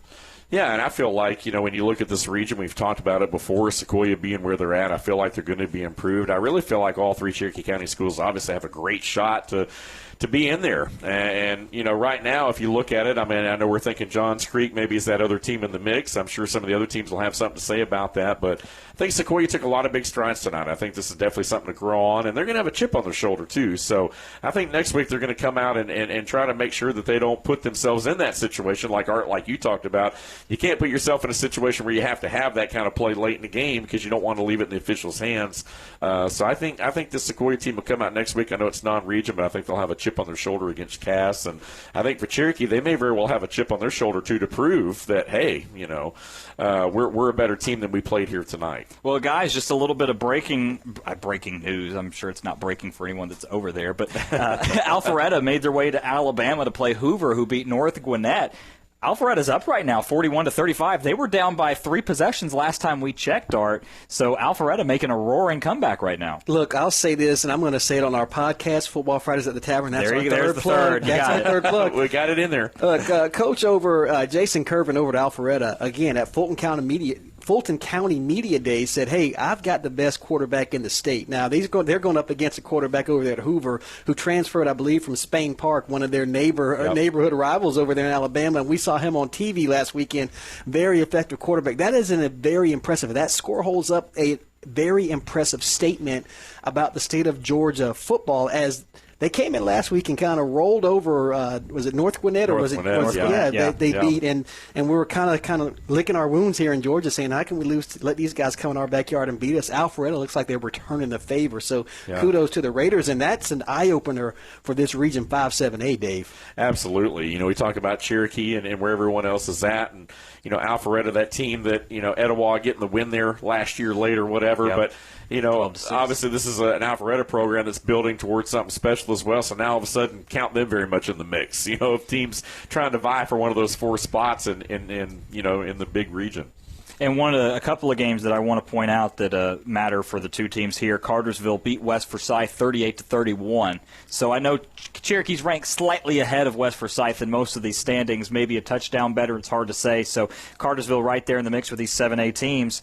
And then Cass and Adairsville are headed to overtime as they are tied at 21. So a couple of Western teams from us here. And typically the competition out west is pretty stiff. As you move over, you think about teams like Carrollton, Rome, Adairsville, Rockmart, Calhoun. There's a lot of good programs out that way.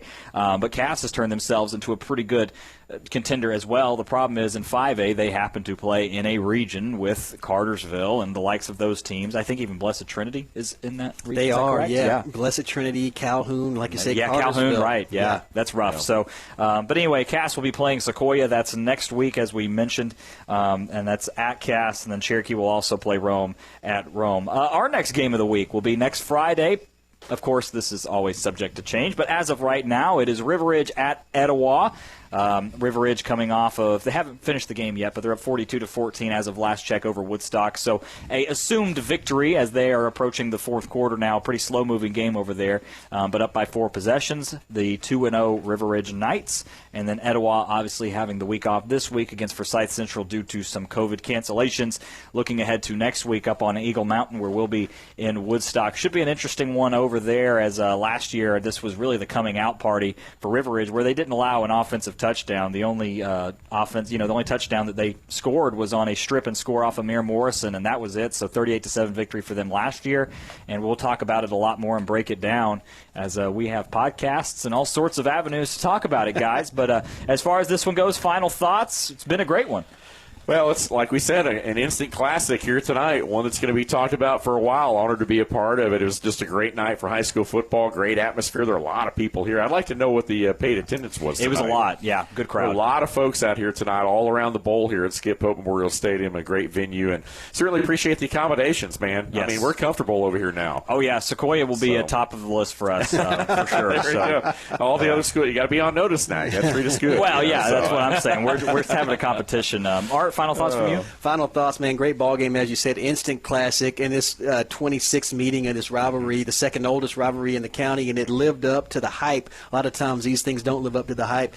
I think Sequoyah Chiefs put a lot of teams on notice around this region, around this area. Yeah, should be a lot of fun looking forward. As we mentioned, Sequoyah falls to 1-1, Cherokee 2-0. Our final score from here, Cherokee 26, the Sequoyah Chiefs 25. Thank you to everyone at Sequoyah High School for allowing us to be here and broadcast this game, and everyone with Cherokee County School District. For Dave Garner, Arthur Mosley, I've been Will Cooper. Thanking you for joining us on the Children's Healthcare of Atlanta Cherokee postgame show. Want to remind everybody to keep moving those chains, and as my good friend Charles Burchell says, we're one day closer to Jesus. You just listened to the Cherokee County Game of the Week on WLJA FM 101.1 and WLJA HD1 LJ. Cherokee County High School football is proudly brought to you by Northside Hospital Cherokee, Drug-Free Cherokee, Woodstock Furniture Outlet, Foundation Financial, Sosby Funeral Home, Canton Golf Cars, Children's Healthcare of Atlanta, Woodman Life Insurance, and Schottenkirk Chrysler Dodge Jeep Ram. Join us next time for another exciting Cherokee County Game of the Week.